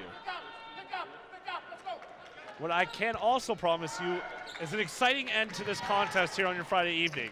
1-point lead for the Cougars. Now it's their turn to pressure. And pressure on Ryan.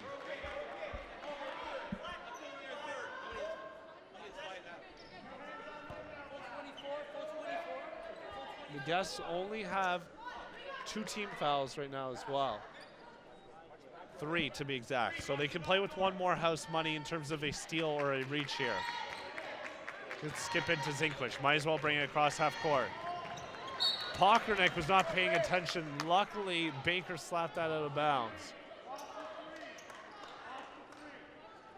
Buckle in, folks. This will be an exciting last 47.5 seconds. Zinkwich almost fumbled it. The Minley. Pull up. Got it!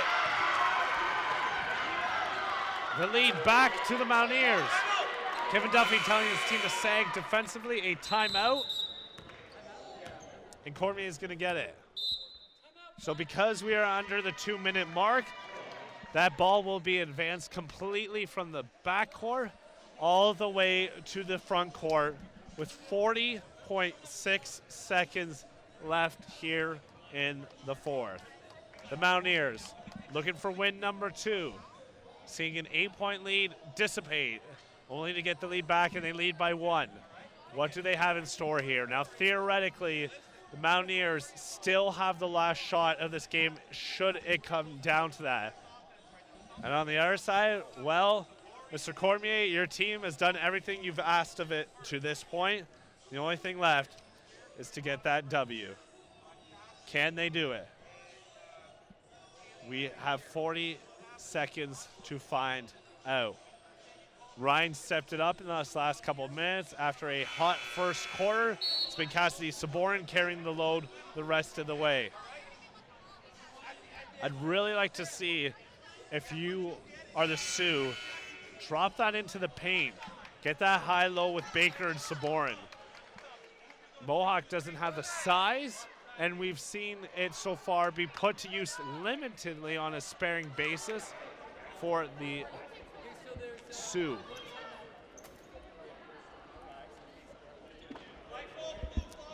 Thought the ball got advanced, but again, I am way out of wax with my officiating tonight, apparently. Hard screen on the play. Looking for the football pass. Good defense by Kevin Duffy and his squad. Good patience. Almost get the trap. They do get the tip. The double, the strip, ball on the floor. It's going to be a kick. Good call. Off the foot of Baharial. So they set up that 1-2-2 full court press. They baited them into the corner. They didn't get the double, but they got that fumble and a turnover. So now let's see what happens on this full court press. Does Pockernick get the ball? They foul. So that is the last one they had to spare. Next one is the bonus.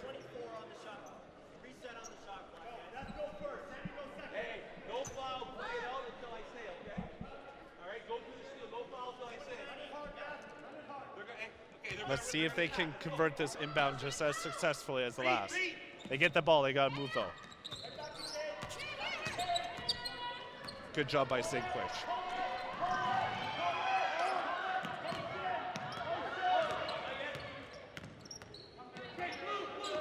5 seconds, 6 second difference, shot clock, game clock. Oh, Pockernick left wide open back door. 3-point lead.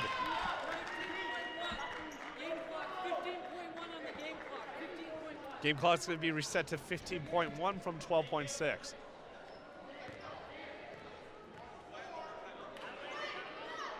So, Cormier is out of timeouts. We have to inbound that ball. Why would she touch that? We'll get into that in a second. Last possession. They miss, expect a foul. We got to look for that three. Does she have it? Too strong. Manley the rebound, and that's going to signal the end. They call the foul.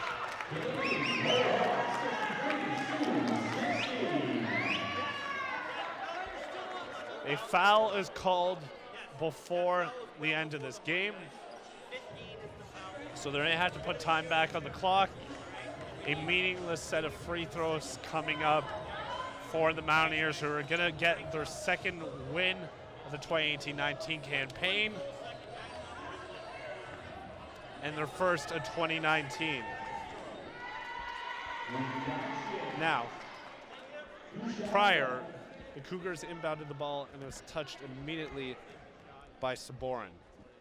No pressure in the backcourt. In that situation, normally you let that ball roll as long as you can.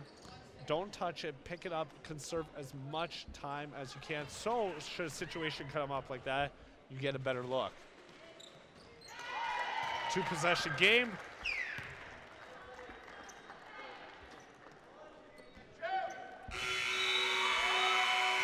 Put it in the books. Mountaineers win, Mountaineers win, Mountaineers win. Kevin Duffy and his squad get their second win of the year. They move to 2-9 on the year. And while the Sioux, they remain perfect on the wrong side of things. They now sit at 0-11. A hard-fought battle right down to the end.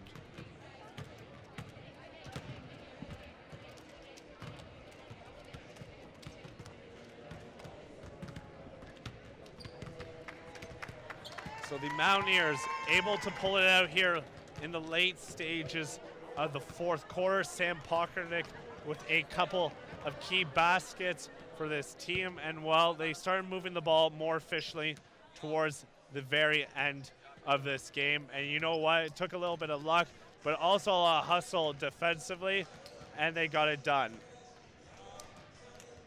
And the Mountaineers get their second win, their first of 2019, and the male squad look to get their first win of 2019. They sit at 4-6 on the year. They'll be taking on the male Cougars shortly.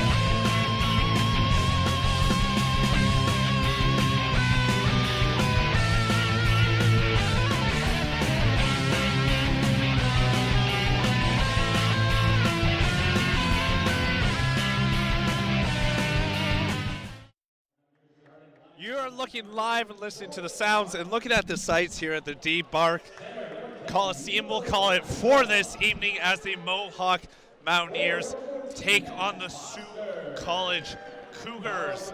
Now the Lady Mountaineers, well, they got the job done in the last contest, and now it's time for the men's squad, who are coming off the heels of a 99-82 win over Conestoga. The Mountaineers coming into today's contest sit at 4-6 in the OCAA West. And meanwhile, well, the bad luck just continues to go, I think, for Sault College and their basketball program. The ladies 0-10 coming into the contest, and well, the men a perfect record in the wrong way as well, sitting at 0-10, but trying to look for that elusive first win. The Mountaineers, as I mentioned, coming off that 17-point victory on the road, and they're on the outside looking at the playoff race. Lambton sits ahead of them at 7-7, as well as Redeemer at 8-5. The starters for the Sioux, Jimmy Ty, as well as Andrew O'Brien, Jacob Lamontagne, Aaron Bossio, and Stephen Miller round out the starting five. For the other side, it's Matt Foster, as well as Milos Mladjan, and we got Aaron Case. Actually, it's going to be Jordan Martin, Manuel Tom, and Aaron Case, and that is a strong start to the game, to say the least.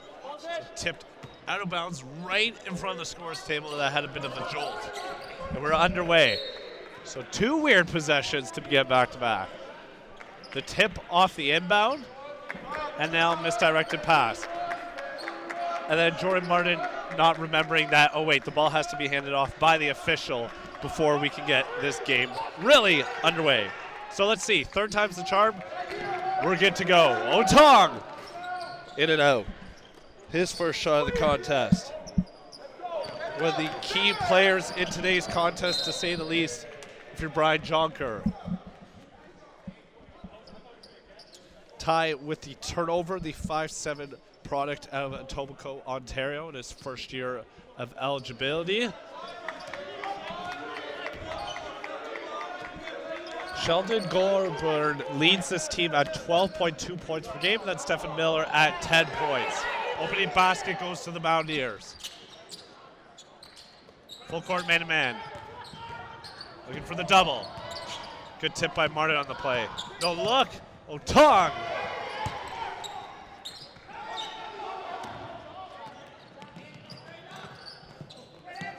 And Ty trying to size up Mladjan. I don't think that's going to work out favorably in any instant. Neither will that. Ty's got it. Pulls it back. Numbers not in his favor. That is, though. Deep three, Lamontagne. 6-foot guard out, Hammer, Ontario in his first year. Ball kicked into corner. A bunch of no-look passes. Foster, Martin, back to Foster, adjusts midair, shot missed, ball tipped into the hands of the Cougars. Miller pushing the pace. The tie, pocket right three. Wing three, my apologies. Long rebounds to the hands of O'Brien. Lamontagne, shot missed, Otong. To Martin. Inside. Mladjan, bodies. He's got to be more aggressive. He's got at least 4 inches on every single defender for the Cougars. He's got to put that in emphatically.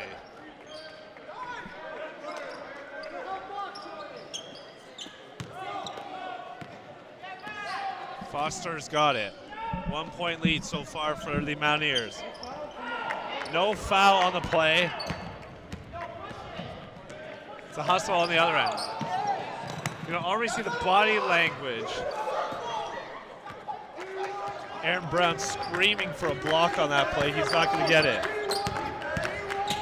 Tom, the joystick to Majon, pocket right corner, too strong. Foster the rebound.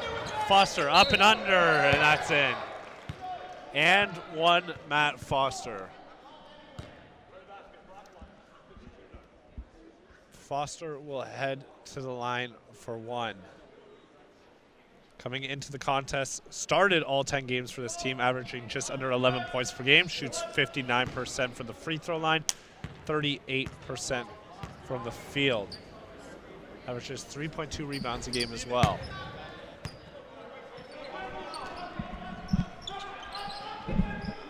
And folks, unless you're here in person right now, I mean, the size difference between these two teams, it's significant.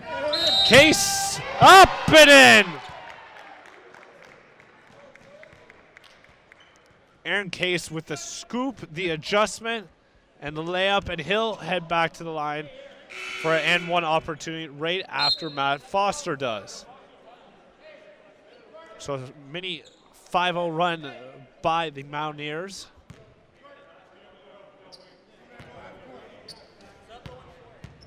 Aaron Case, 6 foot forward out Brampton, Ontario. Started all 7 games he's appeared in to this point. Started later because of an injury, averaging just a hair under 10 points a game. No look inside, sweet dish. O'Brien the beneficiary on that one. Martin, Foster, Case, baseline. Otong, pocket left corner. So long. This could become a track meet very, very quickly.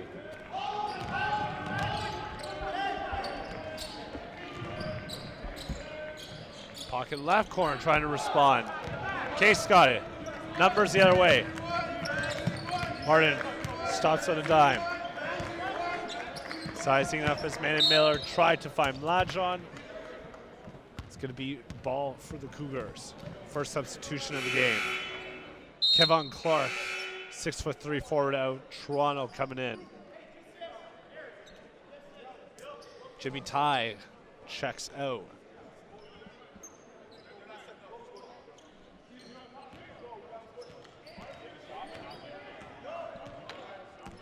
John Dolmage also checking in right now for the Mountaineers.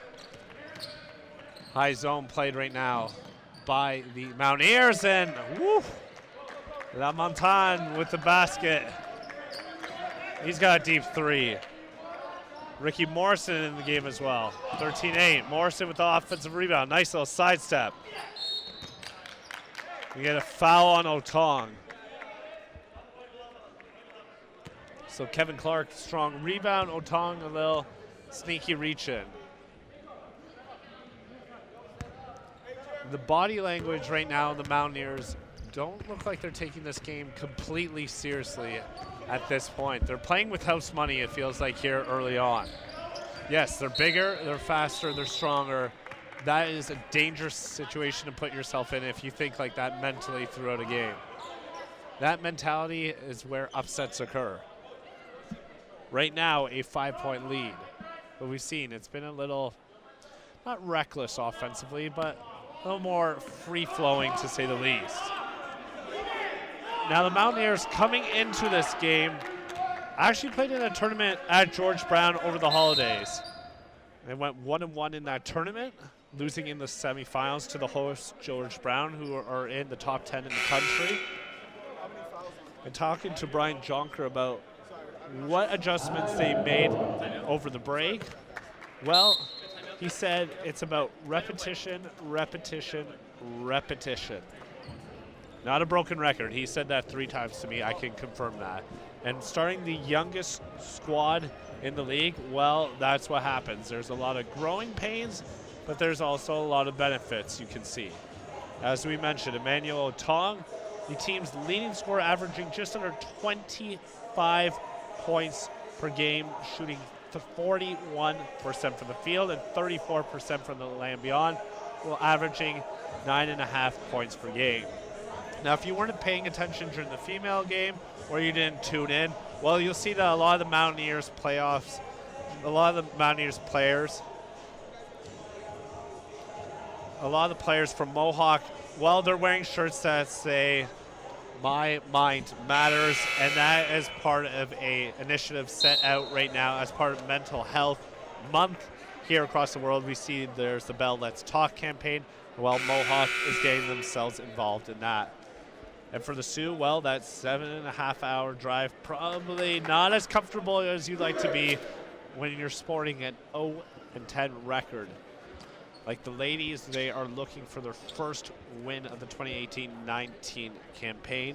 And for fifth-year head coach Aaron Brown, it's been a trying time to say the least. Only one fifth-year in their lineup, 3 seniors, the rest of the lineup all first years. So battle of the youngsters and a young, naive mistake by Aaron Case. Miscommunication with Morrison and a turnover.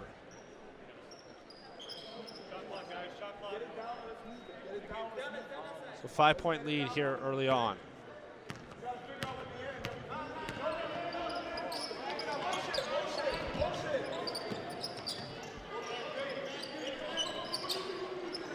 Ball is going to be swung. Miller's got it. And Brown yelling from the bench, someone's got to be aggressive. Not in that way, though. Morrison. Tong gets the defense moving. Foster straight away. Got it. Foster from the land beyond. O'Brien. Up to La Montagne. Over to Okama. Clark into the lane. Shot miss. Hustle. Clark's got it again. Dump pass out to O'Brien. Again, O'Brien comes up. Tries to save it into the hands of Morrison. Track meet here at the D-bar.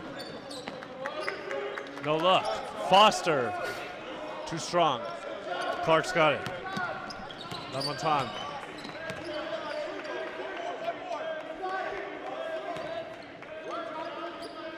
Cougars trying to find something. Stalling a little bit here offensively. Nice block, Emmanuel Tong. Case has it. Stutter step. Pulls up. No look. Otong.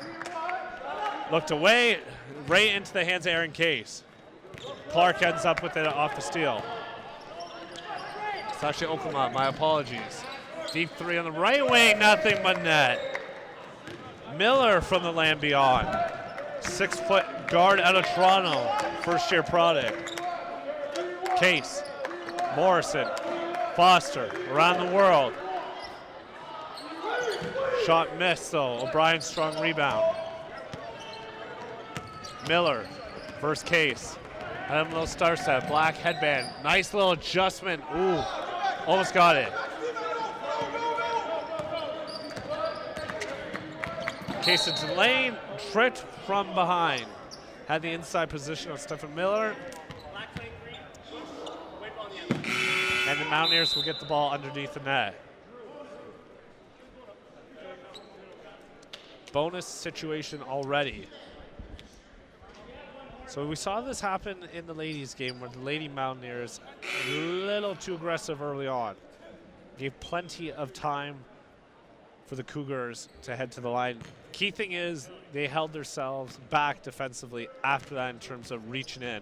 They were not at 16 after one. Case in and out on the first. The Mountaineers coming into this game averaging 92 points per game nearly, only sporting a 1-4 record at home. They're better on the road right now than they have been in the, we would want to say the cozy confines of the D-Bark, but it's been anything but that as they sport a 3-2 record on the road. Matan's got it. It's going to be doubled. Off the foot of Otong.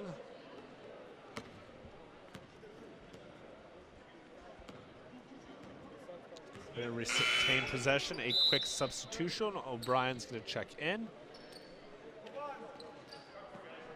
Come on, it's going to check out.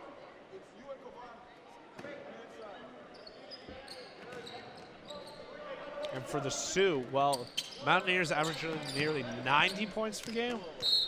The Cougars, 54. They shoot 30% from the field. And they've played more home games than road games at this point. But again, still looking for that first victory of the campaign.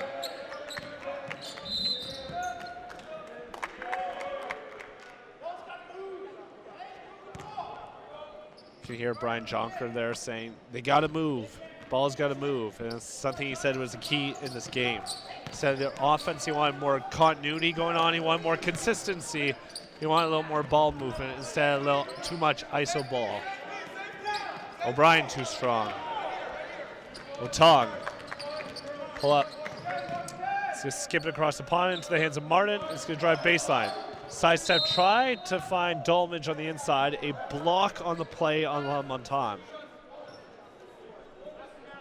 So if you saw in the opening sequence of this game, the Mountaineers were sporting gold, what we'll call it a creamsicle color, and white track pant tearaways. Timeout on the floor, called by Aaron Brown. So before the game, they were warming up in a pair of, they looked like circus pants. They're those classic tearaway pants that if you guys watch college basketball, they're like the Tennessee Volunteers. So orange stripe or mango stripe, whatever you want to call it, followed by a white stripe repetition, pinstripe style for their pants. Beautiful. Look at our camera, guys. That is great work by you guys.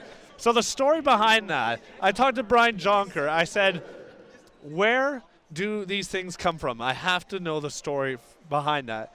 Well, he said those pants that he ordered custom made are back from the last time Mohawk won the OCAA championship 3 years ago. So what do you do with those after? Well, he says they've been sitting in his garage since then. And he showed pictures to the guys on the team. And he said, well, the guys soaked it up. And he said, we had to bust them out for this game. Now, right now they're wearing the My Mind Matters t-shirts, but you'll see in the remaining home games for the rest of the year, they will be covered head to toe in those pinstripe mango and white tearaways. Just shout out to the camera guys again. Great job finding that, really giving people a picture of what that looks like. Jordan Martin heads to the line. Brampton product, third year. Hasn't seen a lot of action, only his second game of the year, and well, in that one and only game, 100% from the line, 5 points in that contest. 8-point lead for the Mountaineers. 2:30 left here in the first Q. Beautiful press break, and finishing is Bosilio on the other end, the first-year product of Sault Ste. Marie, 6'4" forward. Dolmage on the other end, deep triple. And there's been a disconnection completely in the shot clock right now. So Aaron Bosilio with the deep three. A little technical malfunction here at the D-Bark. There we go. Brian Jonker speaking it over with head official Stephen Chow right now. Also calling the game, Rick Herron and Jamie Snell bringing you through the men's action. Greg Campbell bringing you through the action here on your Friday evening. OCAA West Division men's basketball on M-Link Sports and Entertainment. Mountaineers looking to improve to 5-6 on the season. Martin with the strip to Mladjan. No, he wanted the dunk on that one, but he does settle for the layup. Shot clock still not working. So the game clock's working, shot clock's off. Deep three again, O'Brien.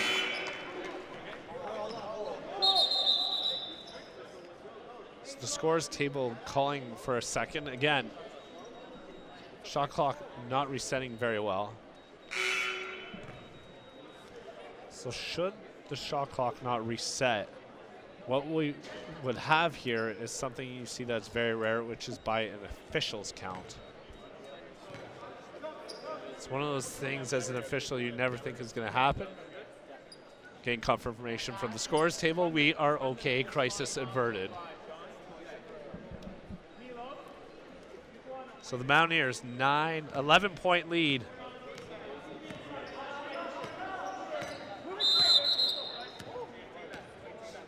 Emmanuel Otog a little frustrated right now. Can't get the shot clock or the game clock situation figured out.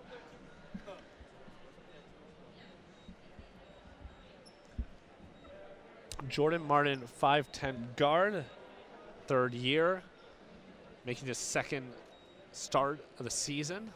His family's sitting courtside right now on the far side. You can see him talking to them. Mom and dad in the crowd. Looks like little brother too. Otong into the lane. He's going to force the issue. He's going to head to the line.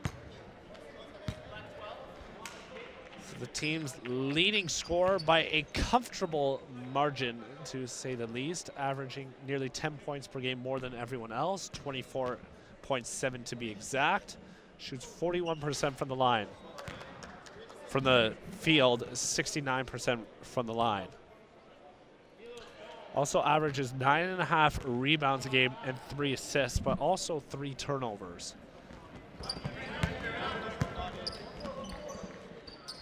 So 12-point lead, under 2 minutes left here in the first. Ty's got it. He's going to get doubled. Smart pass across the pond. Again, they break the press beautifully. And once again, Bossio converts.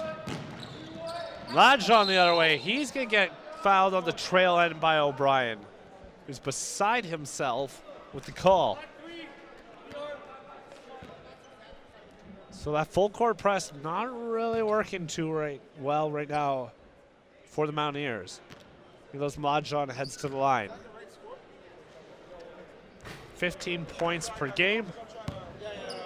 Shoots 73% from the line, 50% from the field, and has 9.5 rebounds a game as well.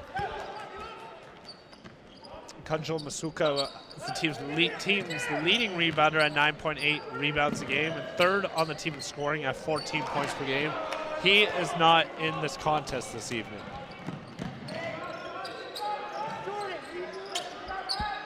Second chance, no avail. Skip outlet. Otong, Euro step. Ooh. Nifty little move.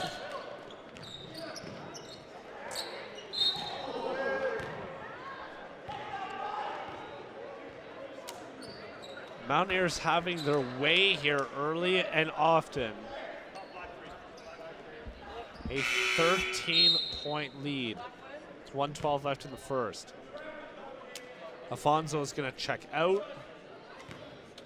Okama is going to check back in.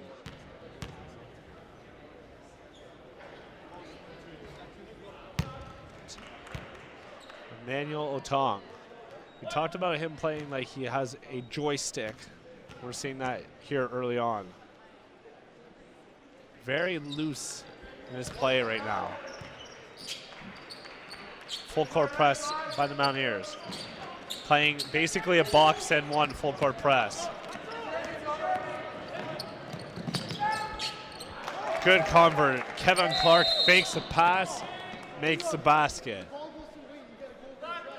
Brian Jonker said before the game, when I asked him the keys defensively, he said, we're going to mix it up constantly. We're going to give different looks consistently and often in this game. Maybe one they want to defer from is that full court press, the way at least it looks right now in that box one, because it's getting shredded by the Cougars. So one bright spot here in the first. A foul on the floor, Stephen Cho with the call.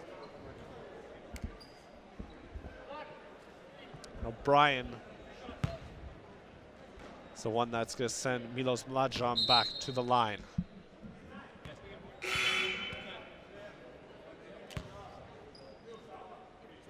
Team's second leading scorer. Mountaineers have 5 players in their starting lineup. And if we count Aaron Case, that averages 9.9 points per game. Let's call it 6 players averaging double figures in their lineup.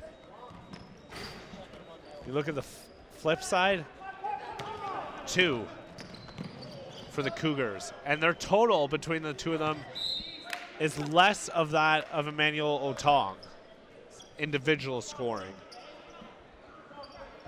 But for a team that averages only 54 a game, well, they're almost halfway there already. 22 in the first quarter, 31 for the Mountaineers. I'm predicting a 100-point game for this squad. You heard it here first. Greg Campbell bringing you through OCA men's basketball action here on your Friday evening on M-Link Sports and Entertainment. Lajon, little too late on that one. Downward trajectory of the ball from the Cougars' shot means shot cannot be altered at that point. So a basket for the Sioux. Last possession in the first. What a first quarter. 55 points between these two sides. Martin's got it. So you take the last shot. 3-second difference, shot clock, game clock. One on the shot clock, way deep. Whoa! Just walks around like it's a normal Sunday strut. Jordan Martin with the shot way beyond the three-point arc to finish that first quarter, and the Mountaineers lead by double digits. They lead 34-24. You see Martin with the no-look. Little playground basketball with Emmanuel Otong. Case into the lane with a nice scoop in the and one opportunity. And then Milos, you know he won that dunk, but he does the smart thing, goes off glass. And that deep three, I mean, come on. A sensational first quarter for the Mountaineers. 34 points. We talked about before this game, a team that has not won a game yet in the Cougars. 24 points a game, average 54 on the season. The Mountaineers, they got to be careful in their mentality. You saw them stiffen up later in that first quarter, tighten up defensively for the most part. Yes, it's 24 points, but they seem a little more focused now that the game is fully into it. Early on, not lackadaisical, very relaxed. Very relaxed on like a quiet Friday evening. They're not going out anywhere. They just want to take those chill vibes kind of on the court. That's the kind of style we saw there. Very playground style, very free-flowing. Again, nothing too structured, and to be honest, they've had nothing to worry about really to this point. And the size differential right now, well, again, as I mentioned, it's kind of significant when you look at the lineup. I mean, they've got a couple of players over 6'1". They've got one guy who's not playing right now who is 6'8", a product of Hamilton, Ontario, James Skalko. But outside of that, not a lot of size on the court. And in a weird way, this might be a bad analogy, but it's like, you know when you saw Space Jam and the little monsters beforehand, and then they grew super big once they touched the magic basketball? It seems like that sometimes on the court right now. Milos Majan touches ball, Emmanuel Otong. They've got a couple of good inches on every one of their defenders. So we have an issue right now with the score line as well as the game clock, which says 1.4 seconds. But we all know it's going to be the second quarter shortly. Aaron Brown discussing with the officials right now. So it's been an issue here early on. The Daktronic system not working out too well here early on. We've had issues in the past with the scorers table in terms of the shot clock. So worst we've seen it so far.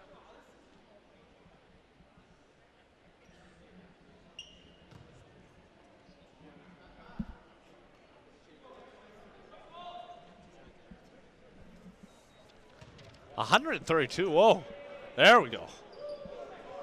So out of nowhere, on the big screen, the Mountaineers put up 100 magically between the quarters. So they currently lead 132-24. they might hit that mark later on. You never know.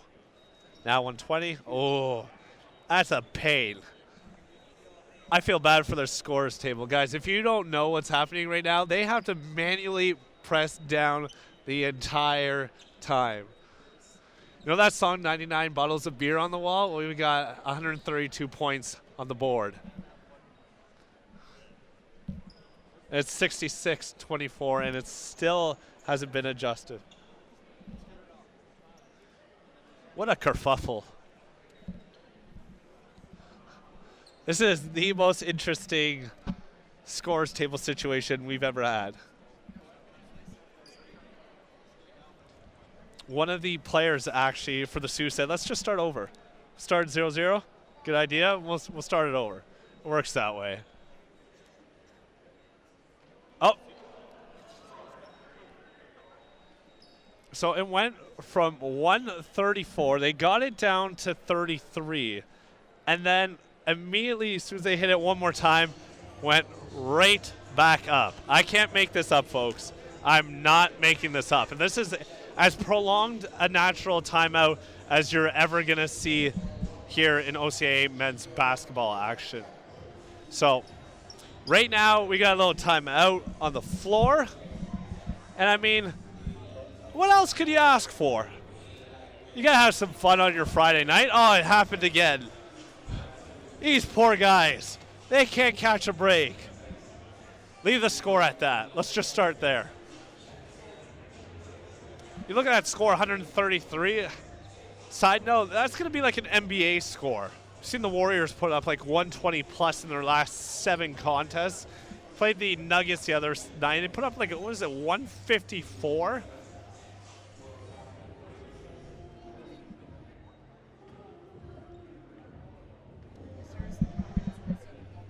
So you can see right now it's at 132-24, and they're still trying to figure out, and head official Stephen Chow standing by the scores table trying to get something figured out. You can't make this up. You can't make this up. So right now, the Mountaineers, who sit at 4-6 on the year, looking to make it 5-6, came off a win on their opening contest of the 2019 campaign. They defeated Conestoga, and now they're trying to make it 2 in a row. They're back in action actually tomorrow afternoon when the ladies and the men tip off at 1 and 3 respectively here at the D-Bark. The Lady Mountaineers pulled away with a victory late stages in the 4th quarter for their win. And now it's the male Mountaineers trying to do something on their end.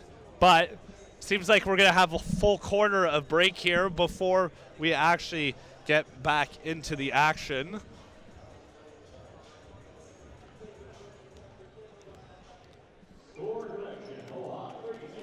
They got it. Shout out to the scores table. No one clapped for these guys. Do you know the effort these guys just had to put in to get this game running again? Folks, if they don't do their job properly, we're getting out the old flip score, the manual score. So everything is working, and we are officially underway here in the 2nd quarter. Thanks for sticking around during that, what is a head-scratcher and a kerfuffle. And one of the more interesting moments I think we'll see of this 2018-19 campaign. Oh, Matt Foster, automatic from the 3-point line tonight. Lead back up to 11. Tried to find it on the inside with Ty. Foster the other way, too strong, saves it. Mlajan right there! Milos Mlajan. Emphatic dunk. And using all of that frame of his, all 6'9", to cram that home. Morrison. And Martin. To Foster. To Case. Case, oh, they're begging him to shoot that. Morrison gets it, though. Back to Case. To Foster. Martin. Jocker telling them to move the ball. Case straight away, 2 on the shot clock. Morrison tips it around into the hands of Clark. Clark skips it over. LaMontagne trying to look for a no-look pass back to Clark. Whoa, get that garbage out of here, says Milos. Ricky, Euro step. Woo! Heating up here on your Friday night. Mlajon with the block, Morrison with the convert on the other end. Ty skips it over. Bossel. The Ty. Gets Martin moving. Fade away. Woo! Tough little jumper on that play. Jimmy Ty. First basket of the contest.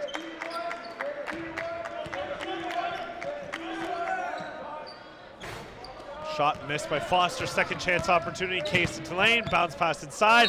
And one. Milos scaling to the apex of the net on that. Met on the play by Clark. Foul. And the and one. Milos had 4 points after that first quarter. Otong with 4. Jordan Martin with 4. Foster with a team high 6. Off a 1 of 3 from beyond the arc. 2 of 5 from the field. On the other side, the leading scorer, Andrew O'Brien, had 5. Jacob Lamontagne led all Cougars with 6. 36% shooting for the Cougars, which hasn't been a strong suit for them all year, but a free-flowing game as the basket made on the play by Okama, the Timmins, Ontario product. Morrison gets Ty moving, stripped on by Bossio. Ty the other way. Jimmy tried to adjust midair. Milos with the rebound. Milos between the leg. Case, touch pass. Martin. Martin into the lane, coast to coast. Martin has eyes toward Foster in that pocket corner, makes the layup. 44-28.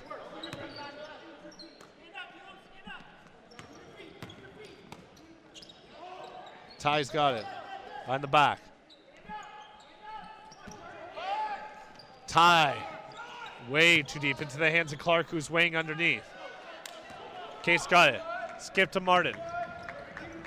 Back across the pond to Foster. Beautiful ball movement by the Mountaineers. Martin, can he finish? Paints the picture beautifully.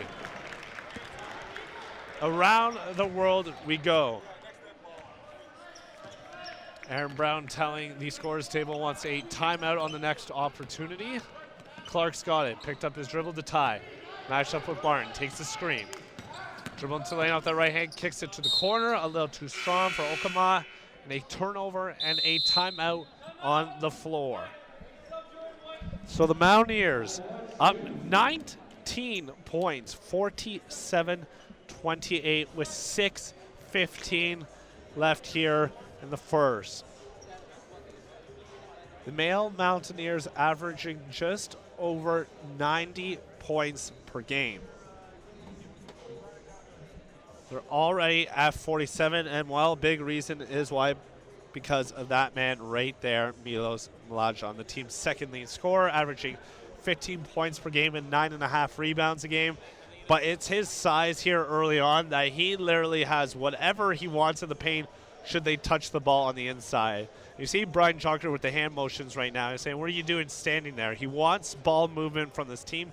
He wants a defense on its heels, and while they've done a good job of that so far, and obviously the size is a huge difference maker right now for a squad, and hence why they're up 19. Mohawk at this point this year, well, home hasn't been too kind to them, as we mentioned. 1-4 here at the D-Bark, looking to make it 2-4 and looking well on their way at this point in the contest, a comfortable lead. Their last win at Conestoga, 99-82.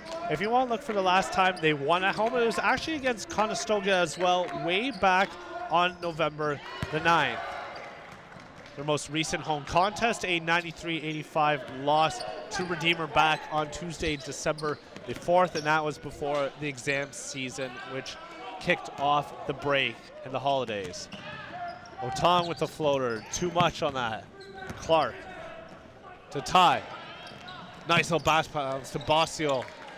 He's quietly having an excellent game to this point. Aaron Bossio has 4 points plus another 2 there. Clark's gonna force it. Who they got on the foul? They've got Martin on the backside on the reach. So Kevin Clark will head to the line. Substitution coming. Stephen Miller waiting. So they get him on the backside of that play.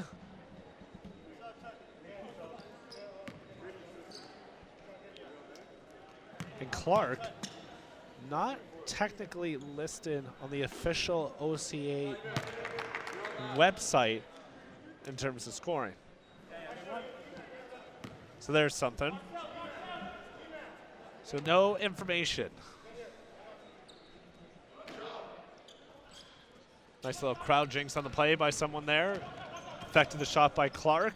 Otong thought about getting his man moving, fell to the floor to Dolmage. Over to Case. Back to Dolmage. Beautiful. The fluidity of this offense and the movement is brilliant right now by the Mountaineers. Yes, they're facing a team that's 0-10, but this is where they need to instill those kind of fundamental skills. Clark goes up against two. Shot altered into the hands of Case. Skip to Martin. Look for the lob. They cut that off completely, and Martin says, okay, I'll just take the layup. A 23-point lead, 54-31. Make that 54-33. Strong take by Ty. Morrison. Martin. To Case. Otong. So long. Emmanuel Otong, the left wing three, and the lead back to 24. Now knock on wood here, no problems with the shot clock. Oh! Otong with the block. Is he gonna be the beneficiary on the other end? Well, Superman dives into the backcourt there, the end line.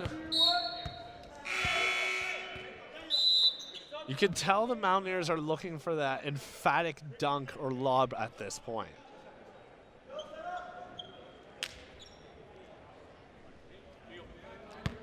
The hustle has not slowed down at any point. 4:08 left in the first half. The football pass. The vertical is red on the play. They convert, tie. A fadeaway a little too strong.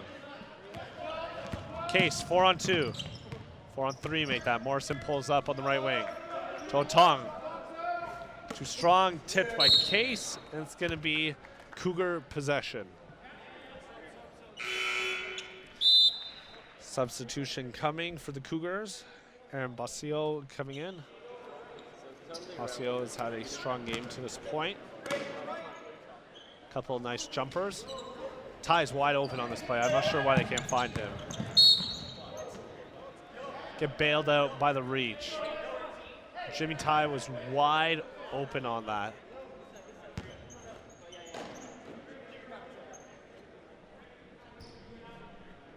And the Mountaineers content to go sit back in that 2-3 zone, a very high 2-3 zone, so they gotta be careful of the back door.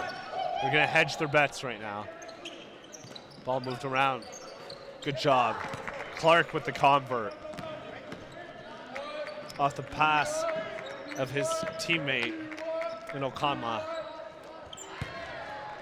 Case makes his case.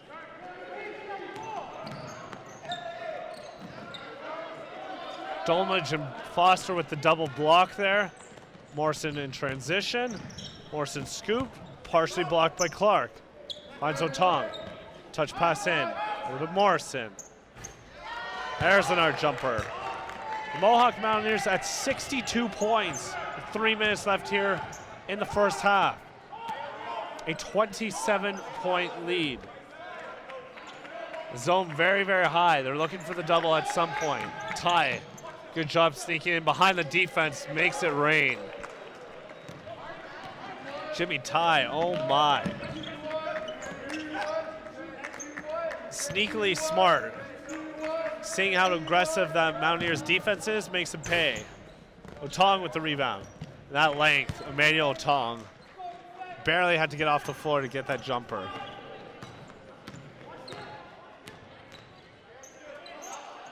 Oh, come on. Touch pass inside. Clark, and again, Dolmage cheating with his eyes and his body up front, and Okama makes him look the other way.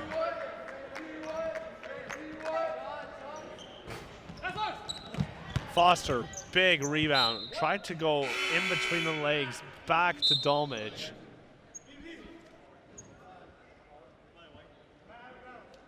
Substitution coming. The big man and Milos Mahjong coming in, checking in for Ricky Morrison. Brian Jonkner's team, a comfortable 64-40 lead. Pocket, left corner, got it. Foster building a home shot by shot here in the D-Bar.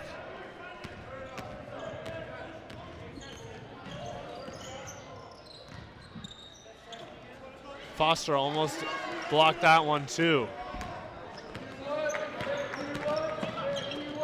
Dolmage spot up three, right by Foster, in and out. Strong rebound by LaMontagne into the hands of Dolmage, unfortunately. Foster. Woo! Aaron Case called that in the corner before I could even say anything. Matt Foster. It's not raining outside, folks, but it is here in the D-Bar. Pretty little move on the other end, though. Case tried that full stretch outlet pass, tipped by a Cougar. The Mountaineers average just over 90 points per game, folks. Just over 90. They're at 70 in the first quarter. We joked about during that prolonged timeout. They averaged, to be exact, 91.8 points per game. Joked about during that brief intermission there how to leave the score at 132. They very well could be on their way to that, especially with the way this offense is moving.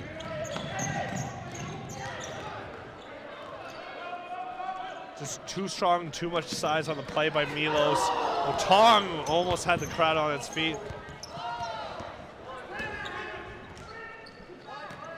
Miller's got it.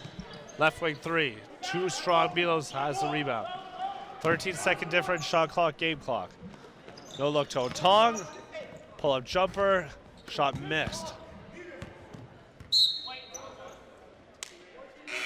So substitution coming for the Cougars. James Scalco is going to check in.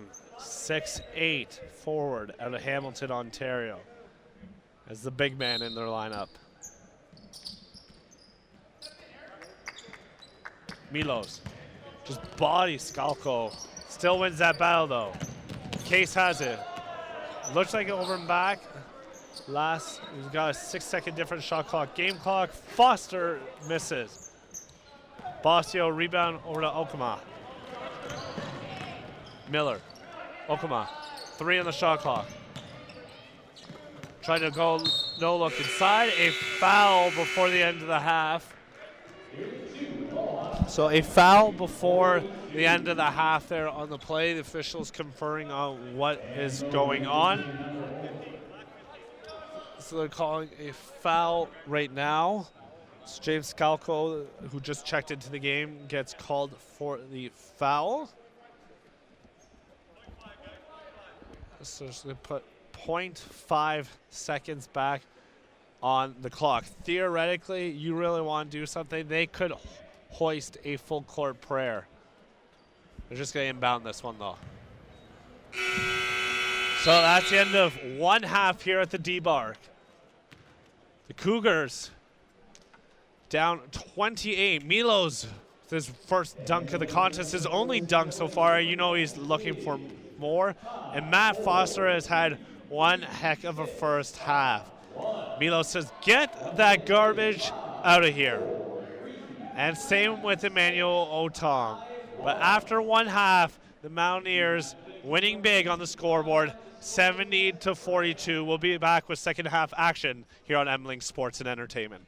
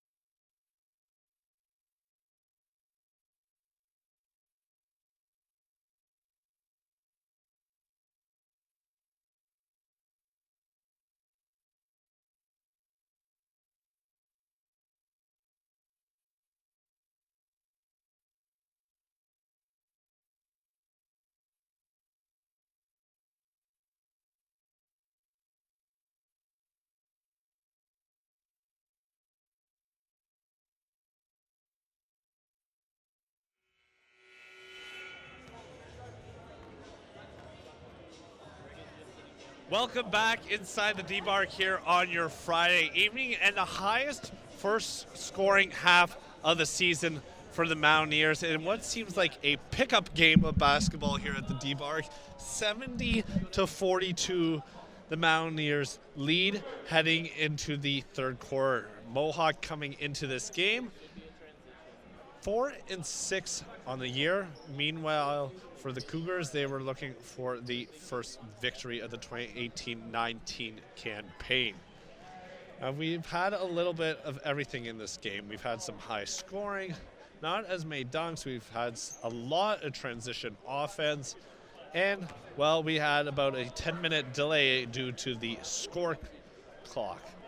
The scoreboard specifically, and the shot clock not working. And, well, that is a story we'll save for another time.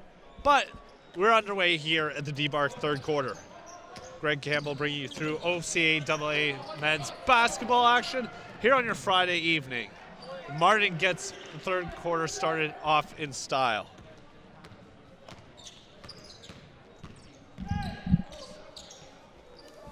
So Mountaineers high scoring first half, and what a shooting performance so far. 3 Mountaineers in double figures. Matt Foster leading the way, 4 3-balls, 15 points, 3 assists. Manuel Otong, 33% from the field, 13 points. And Jordan Martin, 14 points, make that 16 off his last layup to start the third. And Otong with the putback! That's what we're looking for. The Mountaineers shooting 52% in the first half, 11 of 24 from the land beyond, 16 assists as a team. On the flip side, Jimmy Tai is 5 of 10 from the field for 11 points and 2 rebounds. And then Jacob Lamontagne, 6 points off a 2 of 7 shooting performance. And Kevin Clark, 3 of 8 for 7 points and 9 rebounds. He's been a steady force in this game. Martin with the strip. Martin sizing up tight. Nice little Euro step scoop with the right hand. Mountaineers flying here early on in the third quarter. Turnover. Cougars. Otong. Oh, they're looking for that setup. Foster into the lane. Milos with a tip over to Martin. Out to Case, inside the paint, tipped by Bossio. Off his hand last.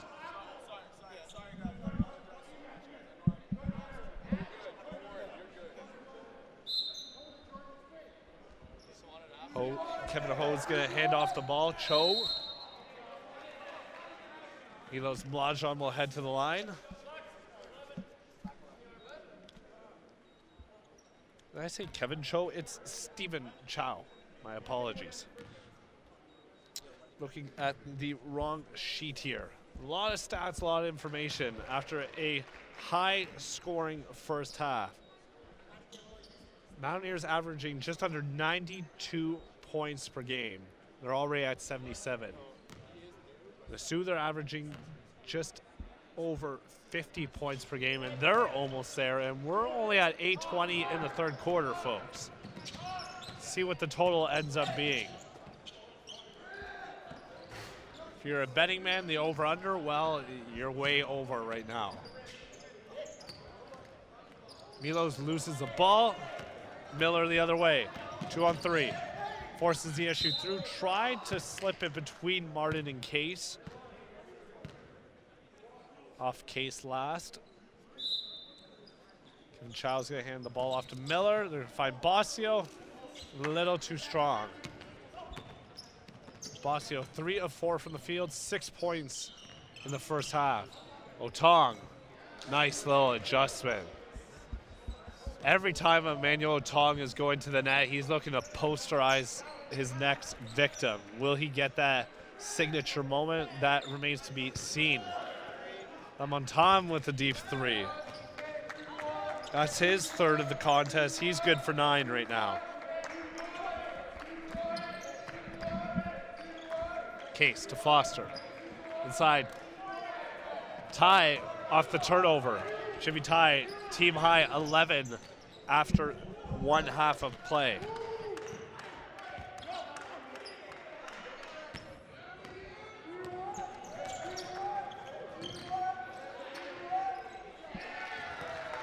Nice little move by Matt Foster.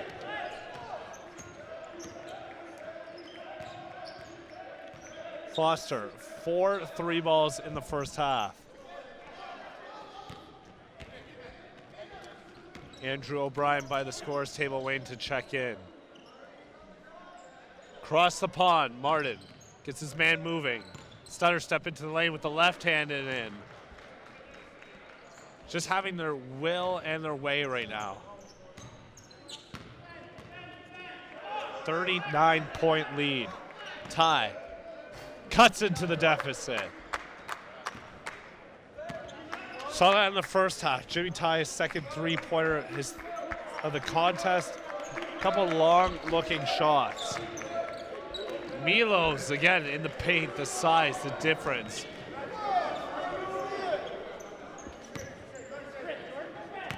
The Mountaineers towering over the Cougars.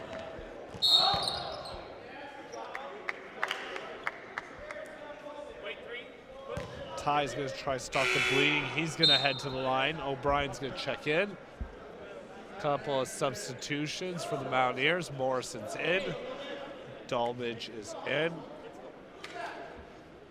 And Liam Hindle, haven't called his name yet from my recollection this year. 5'8" guard out of Westdale in his first year of eligibility.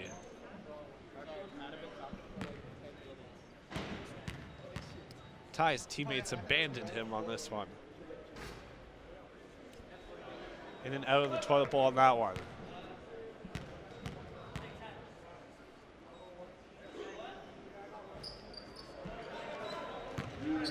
And that is kind of a summary of what's happened so far for these Cougars. Dejected feeling. Just getting outclassed, outmuscled right now by the Mountaineers. Morrison on the left wing. Foster gets the rebound, dumps it underneath the Case. Case muscles his way through three, almost gets a reverse. They push foul on the Mountaineers.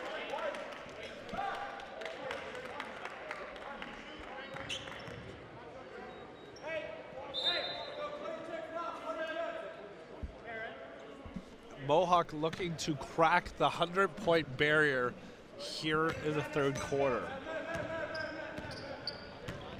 I've never been witness to a game of this scoring magnitude for both sides. Pretty reverse layup on that play. The Cougs aren't backing away by any means.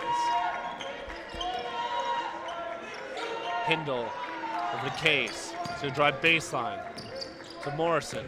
Now he goes baseline. Layup, reverse left hand. Ricky Morrison getting it going.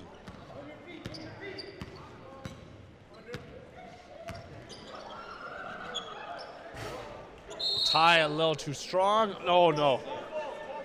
If that was going to rest on the top of the scoreboard, I was going to say, folks, we've seen everything tonight.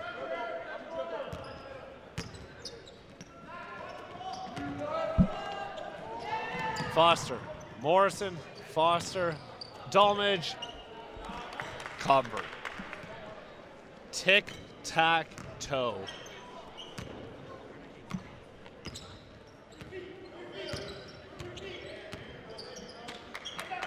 A 40-point lead. Lamontagne, deep three.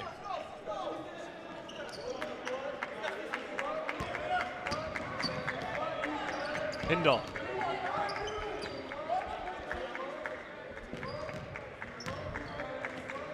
Turnover. Too strong.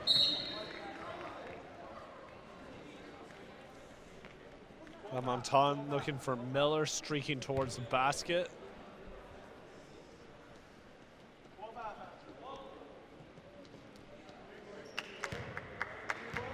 And for a team who has such a large lead on home court, it's a pretty subdued crowd here right now. They're all looking for that next big moment, it feels like. Oh, Morrison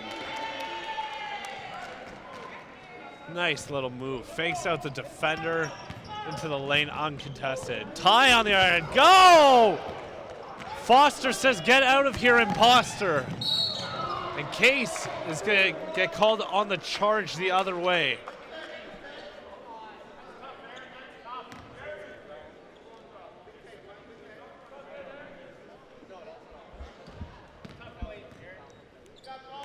$39-point lead. Mountaineers looking to move to 5-6 on the season. The Cougs staring down the barrel of an 0-11 start to their season.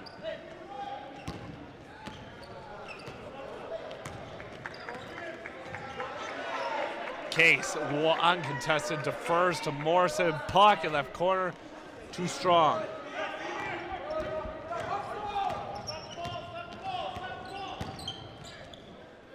One-man show the other way, and high off glass he goes. Stefan Miller, the 6-foot guard out of Toronto.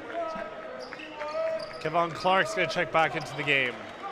Dolmage, no one underneath the net on that one.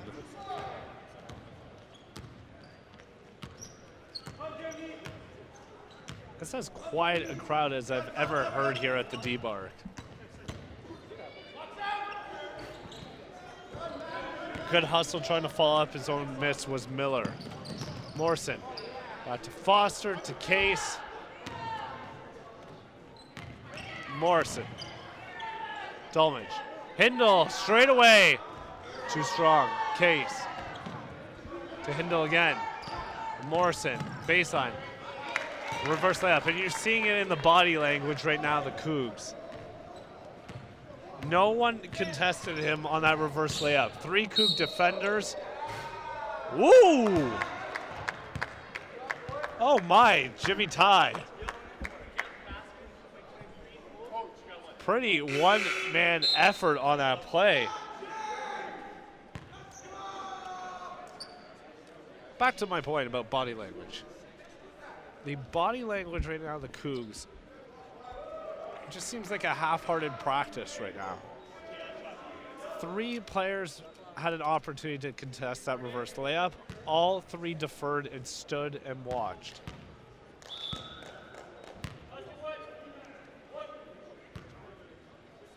The lead remains at 39. Ty trying to do his part. Gets the 3-point play. 4th in the team in scoring coming into the contest, averaging 8.7 points per game. And shooting 34% from the field. Martin, nice little game in his second appearance. Oh, slap. Hard contested shot from Dolmage.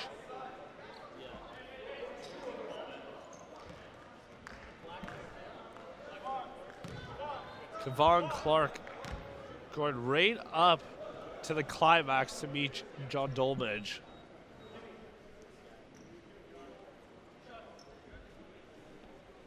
The follow through a little too strong. Dolmage, well, he had 8 points and 6 rebounds in his last contest for the Mountaineers. A 99-82 victory over Conestoga. Looking to move to a perfect 2-0 in 2019. Tong with the putback, the size coming in.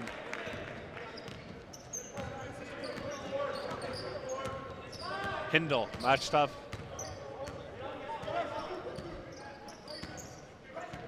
Lamontagne has the ball. Crossover on the play. Driving baseline, stepping out of bounds. Not aware of his situation, Stefan Miller. And with 1:20 left in the third, here is the Mountaineers' shot to crack the 100-point barrier.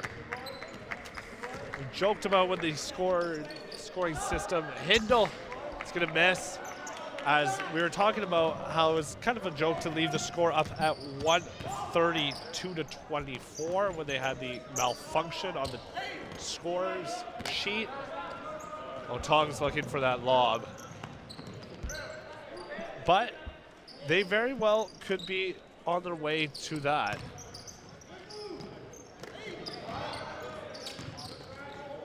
Sidestep and one. So there you go, folks. Jordan Martin is the one who breaks the 100-point barrier for the Mountaineers scoring. He'll head to the line. He's got 22. He's looking for his 23rd. The Brampton, Ontario native makes it. 102.58. Whoa! Jimmy Ty, oh my. I can't look at this with my eyes. A one-man show right now. The floaters he's hitting, the three-pointers, my goodness.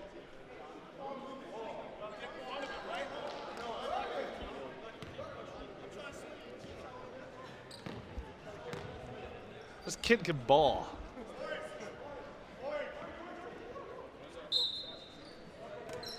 Morrison's going to inbound. 10-second difference between the shot clock and the game clock. Look at the ball movement. Just touch, pass, tic-tac-toe. Hindo with the rebound. Oh, got a little too excited on that one. Clark the other way. 2-on-1 with Lamontagne. 3-on-2, my apologies. Dumps it underneath.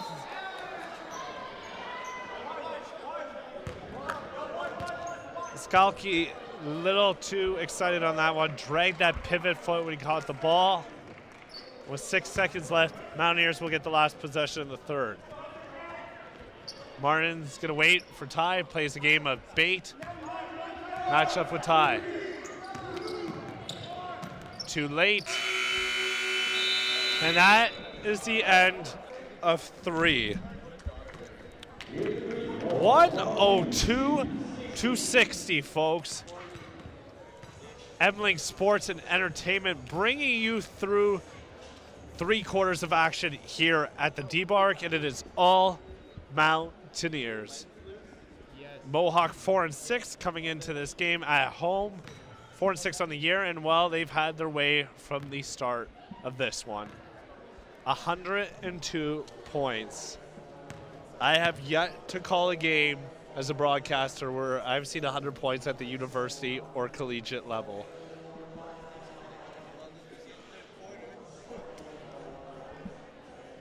We still got one more quarter to go, by the way, folks. One more quarter. And by the way, the Mountaineers will be back in action tomorrow afternoon at 1 and at 3, the men's and the women's teams, if I'm not mistaken. And once again, Emling Sports and Entertainment will be bringing you that action as well. And the male Mountaineers will have a chance to reach 500 for the season. Brian Jonker and his squad, well, they're having quite a nice afternoon. So both sides will be playing in a traditional, we'll call it, back-to-back due to the travel. So that 7.5-hour drive. Well, the Sioux come right back to D-Bark tomorrow afternoon to do it all again, round 2.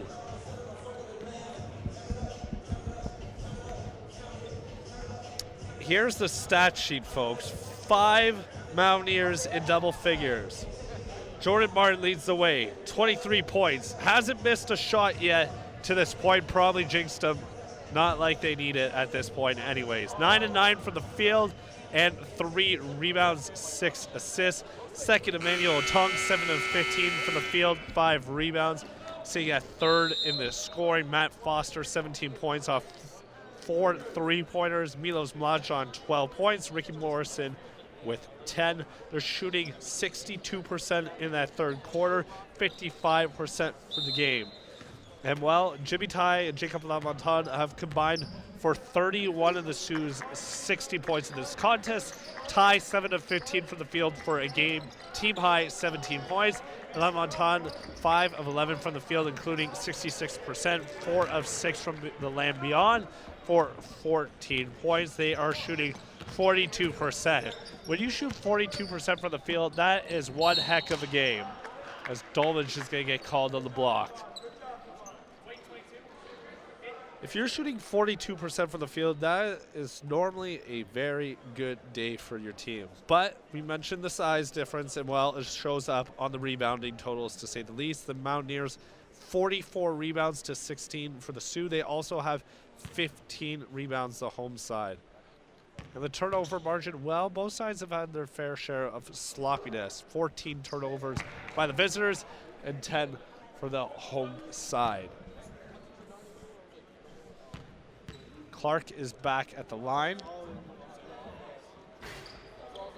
So we've seen this a couple times. They've dropped 4 back as Aaron Brown, and they've been content to let their one shooter at the free throw line stay there, probably to slow down the transition offense of the Mountaineers.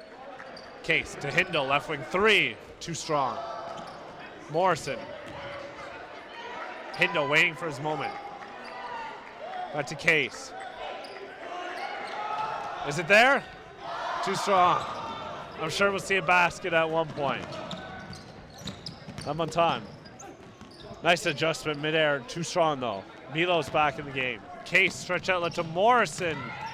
Morrison sizes up. Reverse layout. Too strong. Hindle was trying to crash off the hand of a Coug. So 104-62. Case, pocket left corner. Milos, too much size. And he'll head back to the line. James Skalki with the foul. Milos hasn't had to play a lot of minutes. 15 points, averaging on the season, shoots 73% from the line, 50% from the field, 9.5 rebounds. It's been a good week for Milos, to say the least. Milos Blanchard doing it on the court here, and Milos Romnich ousting Stan Wawrinka the other night in a thrilling match in the Aussie Open. So a good week for Canadian Milos, to say the least, or at least the two I know of at this point. A rare turnover.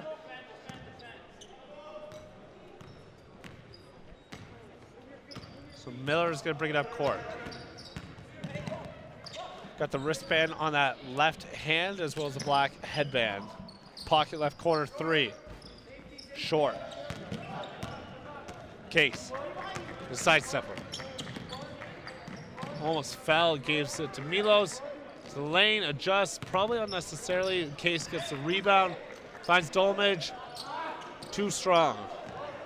A little sloppiness right now. Will look like a travel there. A little sloppiness. Morrison with the partial block. Made Lamontagne adjust a shot. 3-on-2. Tic-tac-toe.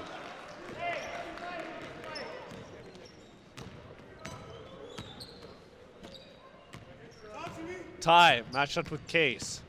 Big screen from Lamontagne. Ty, fadeaway. Too strong on that. Miller. Dolmage has it.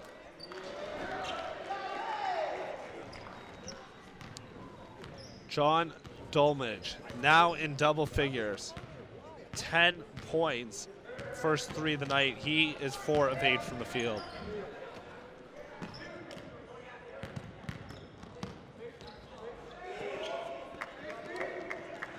Strong, pretty take, Kevon Clark.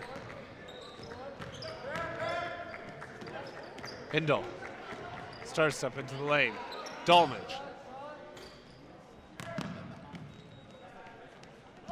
Football outlet into the hands of the intercepting defender in Case. Bounce pass to Milos, fade away. Okay. Fade away off that right foot, almost behind the backboard when he ended up hoisting that shot.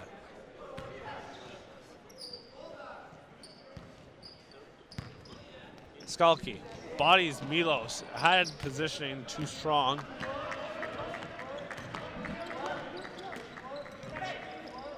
It's just too easy.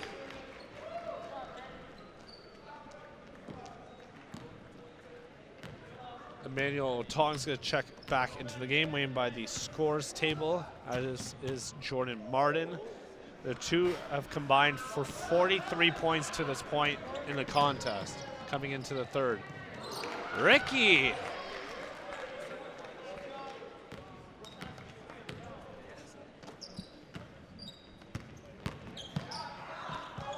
Nice move by Clark on the other side. Milo's a little late to the party on that one.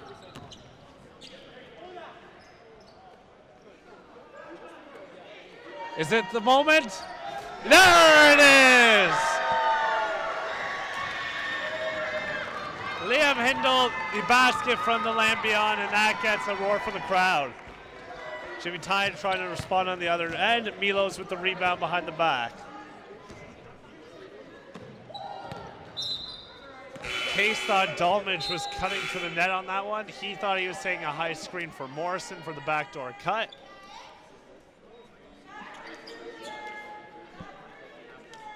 So Hindle in on the scoring party.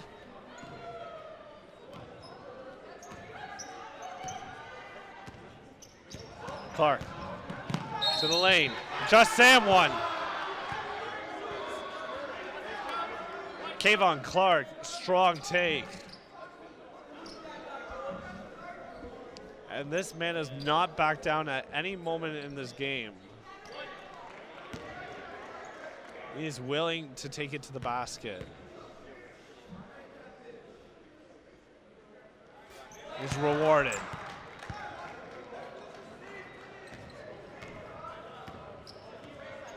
A 50-point lead right now for the Mountaineers. Tie behind the back. Otong tried to strip it.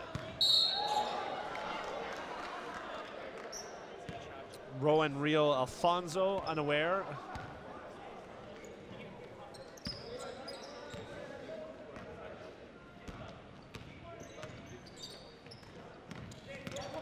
Otong, oh. He's been waiting for something like that all night. Manuel Tong will head to the line. Team's leading scorer. Averages 9.5 rebounds a game, shoots 70% from the line, 25 points almost a game. And oh, by the way, he scored 31 in the win over Conestoga. We've seen it all year. This man can be a one-man scoring machine. They're getting contributors from all over the court tonight.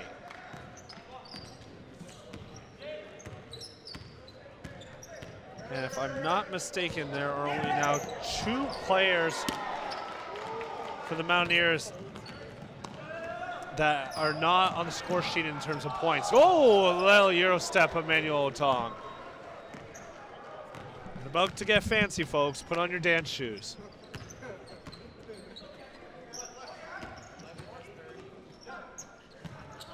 That is his 30th point of the game, by the way, Emmanuel Otong. Shout out to the scorers table for the updates. They've been keeping it real all night. Hindle. Martin, oh, I was trying to find Otong again. It's just a matter of time, folks. Is it going to happen?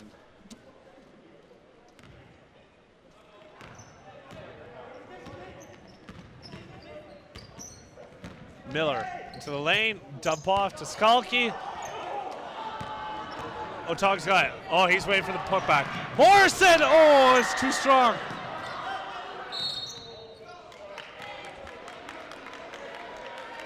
Ricky Morrison trying to get in on the dunk party. Little too strong on that one.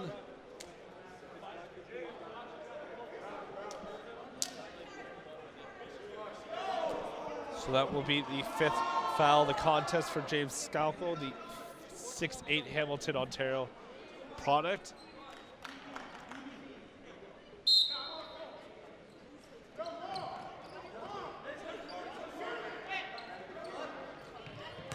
Nothing but net. Emmanuel Otong.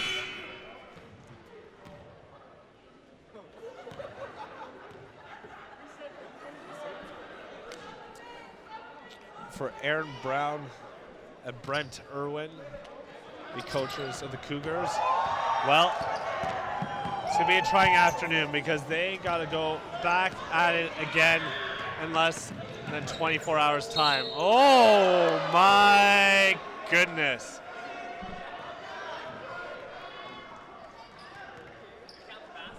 Jordan Martin, shake and bake, and the fake was taken by the entire defense, and he almost made the debark quake.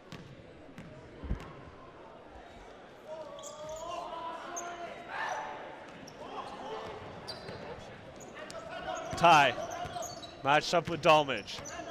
Oh, he's going to play him on a string here. Okay, Jimmy Ty a little strong on that one. Martin. Otong. Travel on the play. You can tell Emmanuel Otong wants that big moment. That might be his last of the game. Matt Foster is going to check back in. Jimmy Ty is nearing a triple-double. I'm not sure exactly on the score sheet what it would be right now.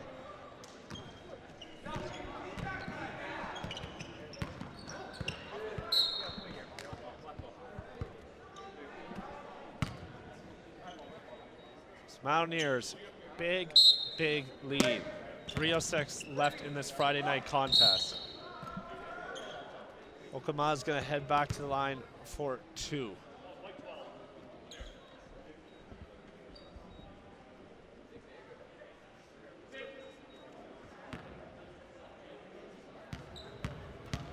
Jeremy Okama, the Timmins, Ontario product.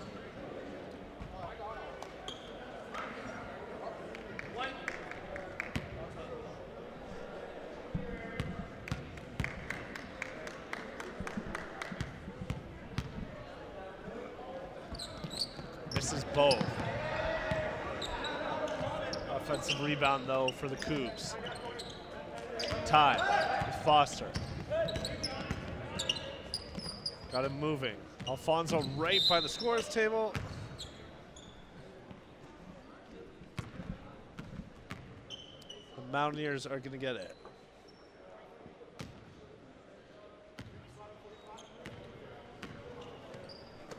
No look into the corner. Foster, too strong. Clark to the lane. Alfonso tried to get the rebound.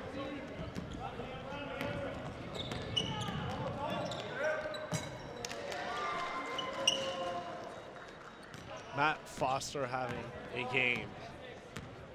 Been all over the court all evening. Bosio. Nice little hook shot inside.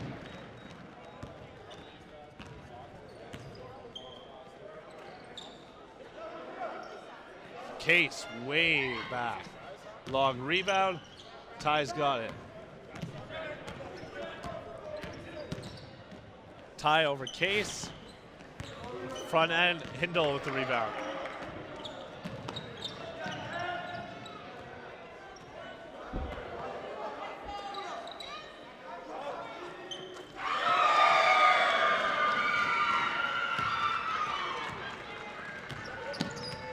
Aaron Case smiling, and why not? These Mountaineers, a 60, now make that 58-point lead courtesy of the basket from Ty. A glorified scrimmage right now. But not for a moment have these Cougs let up. Oh, nice little no-look pass. Hindle to Dolmage. The Cougs might be down on the scoreboard, but I mean, they have not relented at any single point. Oh, Jimmy Ty, oh my. Morrison, what's he doing on the other end? Around the world we go. Back to Dolmage, to Hindle, sidesteps man, Foster, Case. Morrison tried to climb the heavens. It'll be Cougs ball.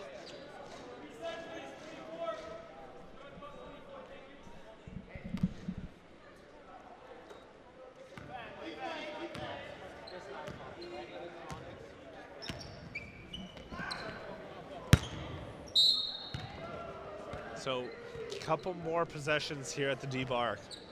We'll wrap it up on your Friday evening as both Mountaineer squads will walk away with a home victory, and we'll be back at it tomorrow afternoon at 1 and at 3 in the friendly confines, at least for tonight, here at the D-Bar.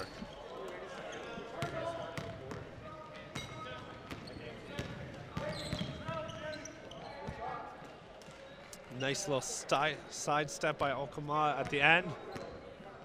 Hindle's gonna dribble it out.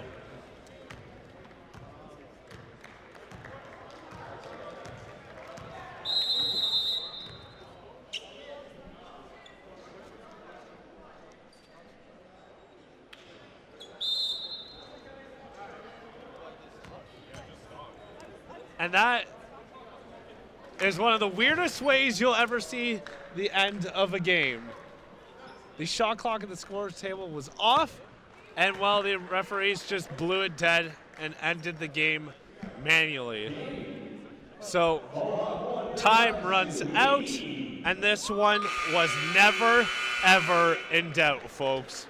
The Mohawk Mountaineers walk away with a 55-point victory over the Sault College Cougars, and they'll be back at it again tomorrow afternoon at 3 p.m. Ricky Morrison getting in on the action in the late stages. The defense just not there for the Mountaineers, to say the least.